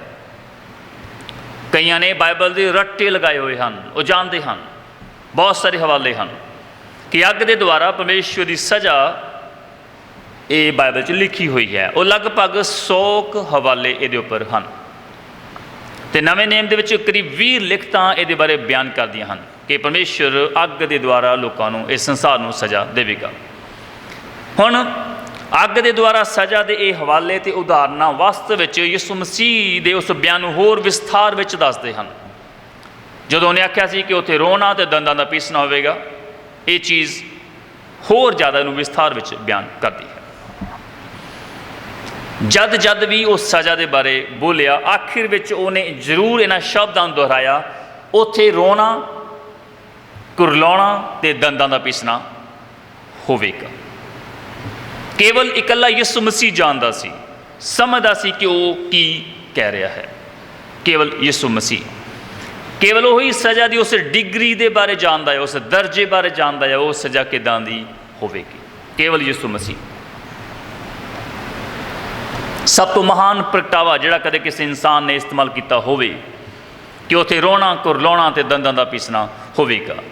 ਹੁਣ ਯਾਦ ਰੱਖੋ, ਪੁਰਾਣੇ ਨੇਮ ਅਤੇ ਨਵੇਂ ਨੇਮ ਦੇ ਵਿੱਚ ਅੱਗ ਨਾਲ ਸਜ਼ਾ ਦੇ ਸੰਬੰਧੀ ਬਹੁਤ ਸਾਰੇ ਹਵਾਲੇ ਹਨ। ਤੁਸੀਂ ਆਪਣੇ ਘਰ ਜਾਓ, ਆਪਣੀਆਂ ਬਾਈਬਲਾਂ ਨੂੰ ਦੁਬਾਰਾ ਜਾ ਕੇ ਫਿਰ ਪੜ੍ਹੋ। ਜਦੋਂ ਪਰਮੇਸ਼ਰ ਨੇ ਆਦਮੀ ਨੂੰ, ਮਨੁੱਖਾਂ ਨੂੰ ਅੱਗ ਦੇ ਨਾਲ ਸਜ਼ਾ ਦਿੱਤੀ ਪੁਰਾਣੇ ਨੇਮ ਦੇ ਵਿੱਚ। ਹੁਣ ਜੇਕਰ ਅੱਜ ਸਵੇਰ ਮੇਰੇ ਕੋਲ ਮਹਾਬਲੀ ਦੂਤ ਦੀ ਆਵਾਜ਼ ਹੁੰਦੀ ਤਾਂ ਮੈਂ ਤੁਹਾਨੂੰ ਦੱਸਦਾ ਭਾਈ ਭੈਣੋ ਕਿ ਇਹ ਕਿੰਨੀ ਦਿਲ ਨੂੰ ਇੱਕ ਪਾੜਨ ਵਾਲੀ ਗੱਲ ਹੈ। ਇਹਦੇ ਬਾਰੇ ਸੋਚਣਾ, ਇਹਦੇ ਬਾਰੇ ਜਾਣਨਾ ਕਿ ਜਦੋਂ ਲੋਕ ਪਰਮੇਸ਼ਰ ਦੇ ਵਚਨ ਨੂੰ ਰੱਦ ਕਰ ਦੇਣ, ਉਹਦੇ ਨਬੀਆਂ ਨੂੰ ਰੱਦ ਕਰ ਦੇਣ, ਅਨੰਤ ਜੀਵਨ ਦੀ ਆਫਰ ਨੂੰ ਰੱਦ ਕਰ ਦੇਣ, ਜਦੋਂ ਉਹਨਾਂ ਨੂੰ ਪੇਸ਼ ਕੀਤੀ ਜਾਂਦੀ ਹੈ, ਉਹਦੀ ਦਇਆ ਨੂੰ ਰੱਦ ਕਰ ਦੇਣ, ਤਾਂ ਇਹ ਕਿੰਨੀ ਦਿਲ ਨੂੰ ਪਾੜਨ ਵਾਲੀ ਗੱਲ ਆ ਕਿ ਲੋਕ ਉਸ ਅਨੰਤ ਜੀਵਨ ਨੂੰ ਠੁਕਰਾ ਰਹੇ ਹਨ ਜਿਹਦੀ ਪਰਮੇਸ਼ਰ ਮਨੁੱਖ ਜਾਤ ਨੂੰ ਆਫਰ ਕਰਦਾ ਹੈ। ਅਤੇ ਅੰਤ ਸਮੇਂ ਦੇ ਵਿੱਚ ਇਹ ਆਫਰ ਸਾਡੇ ਤੱਕ ਪਹੁੰਚੀ। ਮੈਂ ਆਪਣੇ ਦਾਦਿਆਂ, ਪੜਦਾਦਿਆਂ, ਲੱਕੜਦਾਦਿਆਂ ਬਾਰੇ ਨਹੀਂ ਜਾਣਦਾ ਕਿ ਇਹ ਸੱਚ ਸੱਚਾਈ ਦੇ ਸਾਹਮਣੇ ਉਹ ਹੋਏ, ਉਹਨਾਂ ਸੁਣਿਆ ਕਿ ਨਹੀਂ ਸੁਣਿਆ, ਪਰ ਮੈਂ ਆਪਣੇ ਬਾਰੇ ਜਾਣਦਾ ਹਾਂ, ਤੁਸੀਂ ਆਪਣੇ ਬਾਰੇ ਜਾਣਦੇ ਹੋ। ਮੈਂ ਉਹਨਾਂ ਬਾਰੇ ਨਹੀਂ ਜਾਣਦਾ ਅਤੇ ਮੈਂ ਪਰਮੇਸ਼ਰ ਦਾ ਧੰਨਵਾਦ ਕਰਦਾ ਕਿ ਜਦੋਂ ਅਨੰਤ ਜੀਵਨ ਦੀ ਇਹ ਆਫਰ ਮੈਨੂੰ ਦਿੱਤੀ ਗਈ, ਮੇਰੇ ਸਾਹਮਣੇ ਮੈਨੂੰ ਐਕਸੈਪਟ ਕੀਤਾ, ਮੈਨੂੰ ਕਬੂਲ ਕੀਤਾ, ਤੁਸੀਂ ਇਹਨੂੰ ਕਬੂਲ ਕੀਤਾ। ਜਿਹੜੇ ਅੱਜ ਚਰਚ ਵਿੱਚ ਆ ਕੇ ਬੈਠੇ ਹੋ, ਜਿਹੜੇ ਆਪਣੇ ਘਰਾਂ 'ਚ ਅੱਜ ਇਸ ਸੰਦੇਸ਼ ਨੂੰ ਸੁਣਦੇ ਪਏ ਹੋ, ਜਿਹੜੇ ਅੱਗੇ ਜਾ ਕੇ ਇਹਨੂੰ ਸੁਣਨਗੇ, ਜੇ ਤੁਸੀਂ ਪਹਿਲੀ ਵਾਰ ਖੁਸ਼ਖਬਰੀ ਨੂੰ ਸੁਣਿਆ, ਤੁਸੀਂ ਇਹਨੂੰ ਐਕਸੈਪਟ ਕੀਤਾ, ਕਬੂਲ ਕੀਤਾ। ਹੁਣ ਜੇਕਰ ਆਦਮੀ ਕਦੇ ਜਾਣੇ ਕਿ ਯਿਸੂ ਮਸੀਹ ਰੋਣ, ਕੁਰਲਾਉਣ, ਦੰਦਾਂ ਦੇ ਪੀਸਣ ਬਾਰੇ ਕੀ ਐਕਸਪ੍ਰੈਸ ਕਰਨ ਡਿਆ ਹੈ, ਸਾਨੂੰ ਦੁਬਾਰਾ ਇਹਨੂੰ ਚੈੱਕ ਕਰਨਾ ਅਤੇ ਦੇਖਣਾ ਚਾਹੀਦਾ ਆ ਭਾਈ ਭੈਣੋ ਕਿ ਅੱਗ ਦੀ ਉਹ ਡਿਗਰੀ ਕਿਹੜੀ ਹੈ। ਡਿਗਰੀ ਜਿਹਨੂੰ ਪਰਮੇਸ਼ਰ ਇਸ ਸੰਸਾਰ ਅਤੇ ਮਨੁੱਖ ਜਾਤ ਨੂੰ ਬਰਬਾਦ ਕਰਨ ਦੇ ਲਈ ਇਸਤੇਮਾਲ ਕਰੇਗਾ, ਉਹ ਡਿਗਰੀ ਕਿਹੜੀ ਹੈ? ਕੋਈ ਵੀ ਜਣਾ ਸਾਨੂੰ ਦੱਸ ਨਹੀਂ ਸਕਦਾ। ਨਹੀਂ, ਯਿਸੂ ਮਸੀਹ ਨੇ ਵੀ ਅੱਗ ਦੀ ਉਸ ਡਿਗਰੀ ਸੰਬੰਧੀ ਸਾਨੂੰ ਨਹੀਂ ਦੱਸਿਆ। ਉਹ ਡਿਗਰੀ ਕਿੰਨੀ ਹੋਵੇਗੀ ਉਸ ਅੱਗ ਦੀ, ਜਿਸ ਅੱਗ ਨਾਲ ਉਹ ਪੂਰੇ ਗਲੋਬ ਨੂੰ, ਪੂਰੇ ਮਨੁੱਖ ਜਾਤ ਨੂੰ ਭਸਮ ਕਰੇਗਾ। ਤੁਸੀਂ ਪਾਣੀ ਬਾਰੇ ਦੱਸ ਸਕਦੇ ਹੋ ਕਿ ਉਸ ਸਮੇਂ ਜਦੋਂ ਨੂਹ ਜਲ ਪਲਵਾਏ ਸੀ, ਪਹਾੜਾਂ ਤੋਂ ਵੀ 15 ਹੱਥ ਉੱਚਾ ਪਾਣੀ ਸੀ, ਪੂਰਾ ਸੰਸਾਰ ਡੁੱਬ ਗਿਆ ਸੀ, ਪਾਣੀ ਦੇ ਥੱਲੇ ਸੀ। ਪਰ ਤੁਸੀਂ ਅੱਗ ਦੀ ਉਸ ਡਿਗਰੀ ਬਾਰੇ ਨਹੀਂ ਦੱਸ ਸਕਦੇ ਜਿਹਨੂੰ ਪਰਮੇਸ਼ਰ ਪੂਰੇ ਸੰਸਾਰ ਨੂੰ ਨਾਸ਼ ਕਰਨ ਲਈ ਇਸਤੇਮਾਲ ਕਰੇਗਾ। ਅਸੀਂ ਇਹਦੇ ਬਾਰੇ ਨਹੀਂ ਜਾਣਦੇ। ਨਾ ਹੀ ਉਹਨੇ ਅੱਗ ਦੀ ਉਸ ਡਿਗਰੀ ਨੂੰ ਐਕਸਪਲੇਨ ਕੀਤਾ ਜਿਹੜੀ ਅੱਗ ਦੇ ਗੰਧਕ ਦੀ ਝੀਲ ਦੇ ਵਿੱਚ ਹੋਵੇਗੀ। ਨਹੀਂ, ਜਿੱਥੇ ਸਾਰੇ ਦੁਸ਼ਟ ਆਦਮੀ, ਸਾਰੀਆਂ ਦੁਸ਼ਟ ਔਰਤਾਂ ਨਸ਼ਟ ਹੋਣਗੇ, ਖਤਮ ਹੋਣਗੇ, ਜਿੱਦਾਂ ਪਰਮੇਸ਼ਰ ਨੇ ਆਪਣੇ ਵਚਨ 'ਚ ਪ੍ਰਕਾਸ਼ੀ ਪੋਥੀ ਦੇ 20 ਅਧਿਆਇ ਵਿੱਚ ਲਿਖਿਆ ਹੈ। ਅਸੀਂ ਸਾਰੇ ਜਾਣੇ ਇਹਨਾਂ ਲਿਖਤਾਂ ਤੋਂ ਚੰਗੀ ਤਰ੍ਹਾਂ ਵਾਕਫ ਹਾਂ। ਅੱਗੇ ਇੱਕ ਜਗ੍ਹਾ ਇਹ ਵੀ ਲਿਖਿਆ ਗਿਆ ਹੈ ਕਿ ਉੱਥੇ ਉਹਨਾਂ ਨੂੰ ਬਾਹਰ ਦੇ ਅੰਧਕੂਰ 'ਚ ਸੁੱਟਿਆ ਜਾਵੇਗਾ। ਇਹ ਨਰਕ ਹੈ ਔਰ ਅੱਗ ਦੀ ਝੀਲ ਨੂੰ ਇਹਦੇ ਨਾਲ ਅਟੈਚ ਕੀਤਾ ਗਿਆ ਹੈ, ਜਿੱਥੇ ਪਰਮੇਸ਼ਰ ਮਨੁੱਖਾਂ ਦੀਆਂ ਜਾਨਾਂ ਨੂੰ ਅੱਗ ਦੀ ਝੀਲ 'ਚ ਸੁੱਟੇਗਾ। ਤੁਸੀਂ ਆਪਣੀ ਬਾਈਬਲ ਨੂੰ ਘਰ ਜਾ ਕੇ ਪੜ੍ਹੋ। ਪਰ ਸਭ ਤੋਂ ਜੋ ਇੰਪੋਰਟੈਂਟ ਜੋ ਲਿਖਤ ਹੈ ਬਾਈਬਲ 'ਚ, ਜਿੱਤੋਂ ਅਸੀਂ ਇੱਕ ਪਾਸੇ ਨਹੀਂ ਹੋ ਸਕਦੇ, ਉਹ ਮਲਾਕੀ 4 ਅਧਿਆਇ ਹੈ, ਜਿਹਨੂੰ ਅਸੀਂ ਅੱਜ ਸਵੇਰ ਪੜ੍ਹਿਆ। ਸਭ ਤੋਂ ਇੰਪੋਰਟੈਂਟ ਇਹ ਲਿਖਤ ਇਹ ਸਾਨੂੰ ਆਈਡੀਆ ਦਿੰਦੀ ਆ ਕਿ ਇਹ ਕਿਸ ਕਿਸਮ ਦੀ ਬਰਬਾਦੀ ਹੋਵੇਗੀ। ਸਾਨੂੰ ਆਈਡੀਆ ਮਿਲਦਾ ਹੈ। ਬਾਈਬਲ ਕਹਿੰਦੀ ਹੈ ਕਿ ਉਹ ਉਹਨਾਂ ਲਈ ਟੁੰਡ ਮੁੰਡ ਨਾ ਛੱਡੇਗਾ। Route and branch. ਅਤੇ ਪਰਮੇਸ਼ਰ ਦੇ ਬੰਦੇ ਨੇ ਇਹਨੂੰ ਐਕਸਪਲੇਨ ਕੀਤਾ ਆ ਕਿ ਰੂਟ ਅਤੇ ਬ੍ਰਾਂਚ ਕੀ ਹੈ, ਇਹ ਟੁੰਡ ਅਤੇ ਮੁੰਡ ਕੀ ਹੈ। ਇਹਨੂੰ ਪੰਜਾਬੀ 'ਚ ਲਿਖਿਆ ਹੈ। ਉਹਨੇ ਆਖਿਆ ਇਹ ਸਰੀਰ ਔਰ ਇਹ ਅੰਦਰ ਇਹਦੇ ਜਾਨ ਹੈ, ਜਿਹਨੂੰ ਪਰਮੇਸ਼ਰ ਨਾਸ਼ ਕਰੇਗਾ। ਇਸ ਲਈ ਬਾਈਬਲ ਕਹਿੰਦੀ ਹੈ ਕਿ ਉਹਨਾਂ ਤੋਂ ਨਾ ਡਰੋ ਜਿਹੜੇ ਤੁਹਾਡੇ ਸਰੀਰ ਨੂੰ ਨੁਕਸਾਨ ਪਹੁੰਚਾ ਸਕਦੇ ਆ, ਪਰ ਉਹਨਾਂ ਤੋਂ ਡਰੋ, ਉਹ ਤੋਂ ਡਰੋ ਜਿਹੜਾ ਤੁਹਾਡੇ ਸਰੀਰ ਦੇ ਨਾਲ ਨਾਲ ਤੁਹਾਡੀ ਜਾਨ ਨੂੰ ਵੀ ਅੱਗ 'ਚ ਸੁੱਟਣ ਦਾ ਅਧਿਕਾਰ ਰੱਖਦਾ ਹੈ। ਜਾਨ ਨੂੰ ਕੇਵਲ ਪਰਮੇਸ਼ਰ ਹੀ ਖਤਮ ਕਰ ਸਕਦਾ ਹੈ ਔਰ ਇਹਨੂੰ ਖਤਮ ਕਰਨ ਦੇ ਲਈ ਉਹਨੇ ਅੱਗ ਦੀ ਝੀਲ ਨੂੰ ਤਿਆਰ ਕੀਤਾ ਹੈ। ਇਹ ਉਹ ਸਜ਼ਾ ਹੈ। ਹੁਣ ਇਹ ਸਾਨੂੰ ਇਹ ਸਟੇਟਮੈਂਟ ਸਾਨੂੰ ਉਸ ਅੱਗ ਦੀ ਡਿਗਰੀ ਦਾ ਆਈਡੀਆ ਦਿੰਦੀ ਆ ਕਿ ਕਿੱਦਾਂ ਦੀ ਹੋਣ ਜਾ ਰਹੀ ਹੈ। ਉਹ ਡਿਗਰੀ ਪਰਮੇਸ਼ਰ ਸਭ ਕੁਝ ਜਾਣਦਾ ਆ, ਸਭ ਕੁਛ ਉਹ ਤਾਰਿਆਂ ਨੂੰ ਗਿਣ ਸਕਦਾ ਆ। ਉਹ ਜਾਣਦਾ ਇਸ ਧਰਤੀ ਉੱਪਰ ਕਿੰਨੇ ਪ੍ਰਾਣੀ ਆ, ਕਿੰਨੇ ਪੰਛੀ ਆ, ਕਿੰਨੇ ਜਾਨਵਰ ਆ, ਉਹ ਸਭ ਕੁਛ ਜਾਣਦਾ ਹੈ। ਸਾਡਾ ਪਰਮੇਸ਼ਰ ਅਦਭੁਤ ਪਰਮੇਸ਼ਰ ਹੈ ਜਿਹਦੀ ਅਸੀਂ ਸੇਵਾ ਕਰਦੇ ਹਾਂ। ਉਹਦੀ ਸਮਝ ਅਥਾਹ ਹੈ, ਉਹਦਾ ਕੋਈ ਵੀ ਪਾਰਾਵਾਰ ਨਹੀਂ ਹੈ। ਇੱਕ ਹੋਰ ਗੱਲ ਜਿਹੜੀ ਮੈਂ ਸੋਚ ਰਿਹਾ ਸੀ ਉਹ ਇਹ ਹੈ ਕਿ ਪਰਮੇਸ਼ਰ ਭੁੱਲ ਨਹੀਂ ਸਕਦਾ। ਉਹ ਆਦਿ ਤੋਂ ਅੰਤ ਸਭ ਕੁਛ ਜਾਣਦਾ ਹੈ, ਉਹ ਭੁੱਲ ਨਹੀਂ ਸਕਦਾ। ਪਰ ਦੇਖੋ ਉਹਦਾ ਪਿਆਰ ਮਨੁੱਖ ਜਾਤ ਲਈ, ਉਹ ਨਹੀਂ ਚਾਹੁੰਦਾ ਕਿ ਕੋਈ ਨਾਸ਼ ਹੋਵੇ। ਜਦੋਂ ਆਪਣੇ ਪਿਆਰ ਦੇ ਵਿੱਚ ਆਉਂਦਾ ਹੈ, ਮਨੁੱਖ ਜਾਤ ਨਾਲ ਡੀਲ ਕਰਦਾ ਹੈ, ਉਹ ਕਹਿੰਦਾ ਕਿ ਮੈਂ ਤੁਹਾਡੇ ਸਾਰੇ ਪਾਪਾਂ ਨੂੰ, ਅਪਰਾਧਾਂ ਨੂੰ ਮਾਫ ਕਰ ਦੂੰਗਾ। ਕਿ ਉਹਨੇ ਸਾਡੇ ਪਾਪ ਸਾਨੂੰ ਮਾਫ ਨਹੀਂ ਕੀਤੇ? ਕਿ ਸਾਡੇ ਅਪਰਾਧਾਂ ਨੂੰ ਉਹਨੇ ਭੁੱਲ ਜਾਣ ਸਮੁੰਦਰ 'ਚ ਨਹੀਂ ਸੁੱਟਿਆ ਜਦ ਅਸੀਂ ਰਿਪੈਂਟ ਕੀਤਾ? ਇਹ ਉਹਦਾ ਪਿਆਰ ਹੈ। ਪਰ ਪਰਮੇਸ਼ਰ ਭੁੱਲ ਨਹੀਂ ਸਕਦਾ, ਉਹ ਅਥਾਹ ਪਰਮੇਸ਼ਰ ਆ। ਪਰ ਦੇਖੋ ਉਹਦਾ ਪਿਆਰ, ਸਾਨੂੰ ਉਹਦਾ ਧੰਨਵਾਦ ਕਰਨਾ ਚਾਹੀਦਾ ਹੈ, ਸਾਨੂੰ ਉਹਦੀ ਮਹਿਮਾ ਕਰਨੀ ਚਾਹੀਦੀ ਹੈ। ਉਹਨੇ ਸਾਡੇ ਪਾਪਾਂ ਨੂੰ ਮਾਫ ਕੀਤਾ, ਭੁੱਲ ਜਾਣ ਵਾਲੇ ਸਮੁੰਦਰ 'ਚ ਸੁੱਟ ਦਿੱਤਾ। ਇਹ ਕੌਣ ਲੋਕ ਹਨ? ਜਿਨ੍ਹਾਂ ਦੇ ਨਾਮ ਲੇਲੇ ਦੇ ਜੀਵਨ ਦੀ ਪੋਥੀ 'ਚ ਲਿਖੇ ਹੋਏ ਹਨ। ਸਾਨੂੰ ਕਦੇ ਵੀ ਇਸ ਸਟੇਟਮੈਂਟ ਨੂੰ ਗਰੰਟਡ ਕਰਕੇ ਲੈਣਾ ਚਾਹੀਦਾ ਕਿ ਸਾਡੇ ਪਾਪ ਮਾਫ ਹੋ ਚੁੱਕੇ, ਅਗਲੇ ਪਿਛਲੇ। ਨਹੀਂ ਦੋਸਤੋ, ਅਗਰ ਤੁਸੀਂ ਲਗਾਤਾਰ ਇਹਨੂੰ ਬਹਾਨਾ ਬਣਾ ਕੇ ਪਾਪ 'ਚ ਲੱਗੇ ਰਹੋਗੇ, ਯਾਦ ਰੱਖੋ ਤੁਹਾਡੇ ਕੋਲ ਇਸ ਸਟੇਟਮੈਂਟ ਦਾ, ਇਸ ਆਇਤ ਦਾ ਕੋਈ ਵੀ ਰੈਵਲੇਸ਼ਨ ਨਹੀਂ ਹੈ। ਇਹ ਕੇਵਲ ਤੇ ਕੇਵਲ ਦੁਲਹਨ ਦੇ ਮੈਂਬਰ ਸਨ ਜਿਨ੍ਹਾਂ ਬਾਰੇ ਆਖਿਆ ਗਿਆ ਹੈ। ਅੱਗੇ ਬਾਈਬਲ ਕਹਿੰਦੀ ਹੈ ਕਿ ਉਹ ਮਨੁੱਖਾਂ ਦੀਆਂ ਅੱਖਾਂ ਤੋਂ ਹਰੇਕ ਹੰਝੂ ਪੂੰਝੇਗਾ, ਹਰੇਕ ਹੰਝੂ। ਅੱਗੇ ਲਿਖਿਆ ਹੈ ਕਿ ਧੰਨ ਉਹ ਆਦਮੀ ਜਿਹਦੇ ਲਿਖੇ ਪਰਮੇਸ਼ਰ ਪਾਪ ਨਹੀਂ ਗਿਣੇਗਾ। ਉਹ ਕੌਣ ਲੋਕ ਹਨ? ਉਹਦੇ ਚੁਣੇ ਹੋਏ ਲੋਕ, ਦੁਲਹਨ ਦੇ ਮੈਂਬਰ। ਕੀ ਤੁਸੀਂ ਸ਼ੁਕਰਗੁਜ਼ਾਰ ਨਹੀਂ ਹੋ ਪਰਮੇਸ਼ਰ ਦੇ? ਕੀ ਧੰਨਵਾਦੀ ਨਹੀਂ ਹੋ? ਪਰਮੇਸ਼ਰ ਇਹਦੇ ਵਾਸਤੇ ਹੀ ਤੱਕ ਰਿਹਾ ਹੈ। ਇਸ ਸੰਸਾਰ ਦੇ ਲੋਕ ਜਦੋਂ ਤੁਹਾਡੇ ਲਈ ਕੁਛ ਕਰਦੇ ਆ, ਉਹ ਤੱਕਦੇ ਕਿ ਤੁਸੀਂ ਉਹਦਾ ਥੈਂਕ ਯੂ ਕਹੋ, ਉਹਨਾਂ ਦੇ ਸ਼ੁਕਰਗੁਜ਼ਾਰ ਹੋਵੋ। ਉਹ ਆਦਰ ਵਾਸਤੇ ਤੱਕਦੇ ਆ। ਅਤੇ ਸਾਨੂੰ ਵੀ ਪਰਮੇਸ਼ਰ ਦਾ ਆਦਰ ਕਰਨਾ ਚਾਹੀਦਾ ਆ। ਬਾਈਬਲ ਕਹਿੰਦੀ ਹੈ ਜਿਹਦਾ ਆਦਰ ਕਰਨਾ ਚਾਹੀਦਾ ਹੈ ਉਹਦਾ ਆਦਰ ਕਰੋ, ਜਿੱਤੋਂ ਡਰਨਾ ਚਾਹੀਦਾ ਹੈ ਉਹ ਤੋਂ ਡਰੋ। ਸਾਡਾ ਪਰਮੇਸ਼ਰ ਸਾਰੇ ਆਦਰ, ਸਾਰੀ ਮਹਿਮਾ, ਪ੍ਰਸ਼ੰਸਾ ਲੈਣ ਦੇ ਯੋਗ ਹੈ।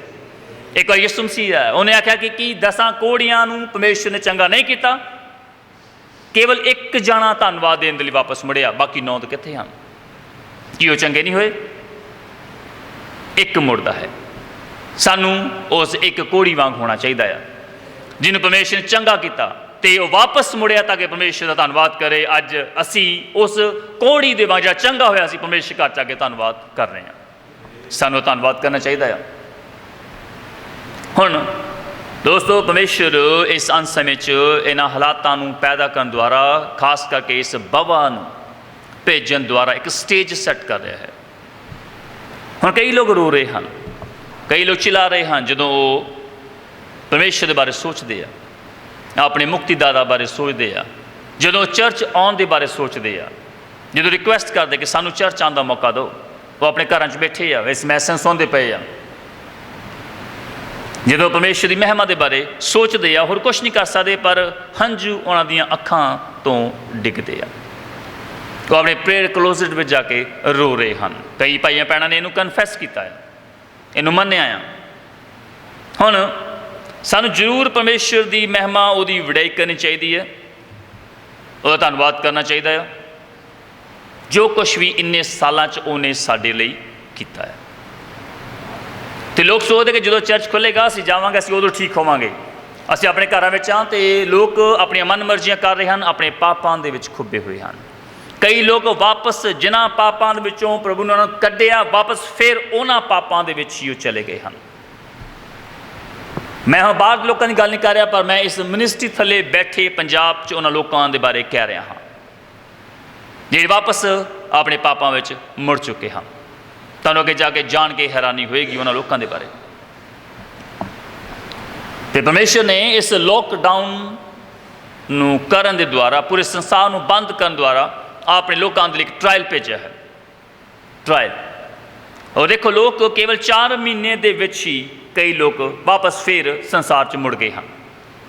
इन्हां 4 महीनों के वक्फे दे विच 10 साल तो चर्च आते रहे, पर केवल 4 महीने टाइम के विच वापस संसार च मुड़ चुके हैं। ये उन्हां दा प्यार जो दावा करते सन कि असीं परमेश्वर नूं प्यार करते हैं, इस मिनिस्ट्री नूं प्यार करते हैं, वचन नूं प्यार करते हैं, ये उन्होंने हुण एक्सप्रैस किया है। वो कितना प्यार करते, वो कितना प्यार करते हैं। तुसीं शदरक, मेशक, अबदनगो नूं याद करो, दानियल नूं याद करो, जदों उन्हां नूं छोटे हुंदियां नूं गुलामी च लैके जाया गया बाबल दे विच। 70 साल तक वो गुलाम रहे, उत्ते कोई चर्च नहीं सी, कोई पास्टर नहीं सी, पर जो कुछ उन्होंने सुनिया उन्होंने बाबल दे विच भी उन्हां गल्लां दे उपर अमल किया। वो खड़े रहे कि राजन असीं इस मूर्ति अगे मत्था नहीं टिकना है। नहीं, साडे नबी ने आख्या है, मूसा ने आख्या है कि तेरे ਲਈ मेरे अगे कोई भी हो दूजा देवी देवता ना होवे, तो केवल इक्को नूं ही मत्था टेक, इक्को परमेश्वर जो जिन्हें जमीन आसमान नूं बनाया है, उन्होंने कदे भी उस मूर्ति दे अगे मत्था नहीं टेकिया। पर अज लोग 4 महीने के समय दे विच बैकस्लाइड हो गए, पाप करन लग पे। समा आ रहा है, परमेश्वर ने इस संदेश एक वार्निंग के वजह साडे लई भेजे हैं, सानू हिलाउण दे लई। लोग जिहड़े अपने लौदीकिया च खुब्बे हुए हैं, लेजी हो चुके हैं, उन्होंने हिलाउण दे लई। अगे जाके जदों सारे रस्ते बंद हो जाएंगे तो तुसीं कित्थे जाओगे, कित्थे जाओगे? तुहानूं परमेश्वर दे वल तकना पैना है, तुहानूं परमेश्वर अगे गिड़गिड़ाउणा पैना है, वो रस्ता बनावे। पिता नूं इजराइलियों बारे याद नहीं है, जो सफ़र करते अगे जा रहा, अगे लाल समुद्र आ गया, रास्ता बंद हो गया। ये परमेश्वर सी जिन्हें लाल समुद्र के विचों दी होकर रास्ता बनाया ताकि लोग निकल सकन। जे परमेश्वर उस समय उस लाल समुद्र में रास्ता ना बनाता तो जानते की होंदा, सारे इजरायली उत्थे ही नाश हो जाते। पर परमेश्वर ने उत्थे रास्ता बनाया। तुहानूं परमेश्वर के मूँह नूं तकना पैना है। हुणे मलाकी 4 अध्याय पाए भैणों, परमेश्वर की अग नाल संबंधित उस महान इशारे की हामी भरदा आ, जिन्होंने थोड़े समय बाद ही पूरा संसार जिसका सामना करन जा रहा है। जिन्ने क्रिश्चन हैं जिहड़े सच थल्ले बैठे आ, भावें किसी मिशन जथेबंदी च होण, किसी मत सिद्धांत विच होण, चाहे वो इंडिपेंडेंट होण, चाहे वो 3 परमेश्वर च विश्वास करते होण, ट्रिनिटी का विश्वास करते होण, या वननेस का विश्वास करते होण, जिहड़े केवल शरीर नूं परमेश्वर मानते हैं, ओनली जीसस मिशन वाले, जिन्ने भी लोग हैं। हुण ये पुराने नियम की आखिरी किताब है, मलाकी नबी की किताब। तुसीं सारे ने कई बार पढ़िया है। एक छोटा जिहा चैप्टर है, थोड़ियां जिहियां इहदियां लाइनां हैं, पर मैं दोबारा फिर इस सवेर तुहाडे लई इहनूं पढ़ना चाहुंदा हाँ। आओ असीं दोबारा फिर इहनूं एक बारी देखिए।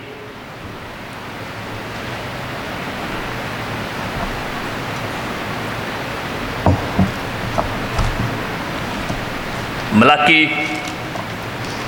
नबी दी पोथी वह 4था अध्याय, देखो पहली अज की लिखा है।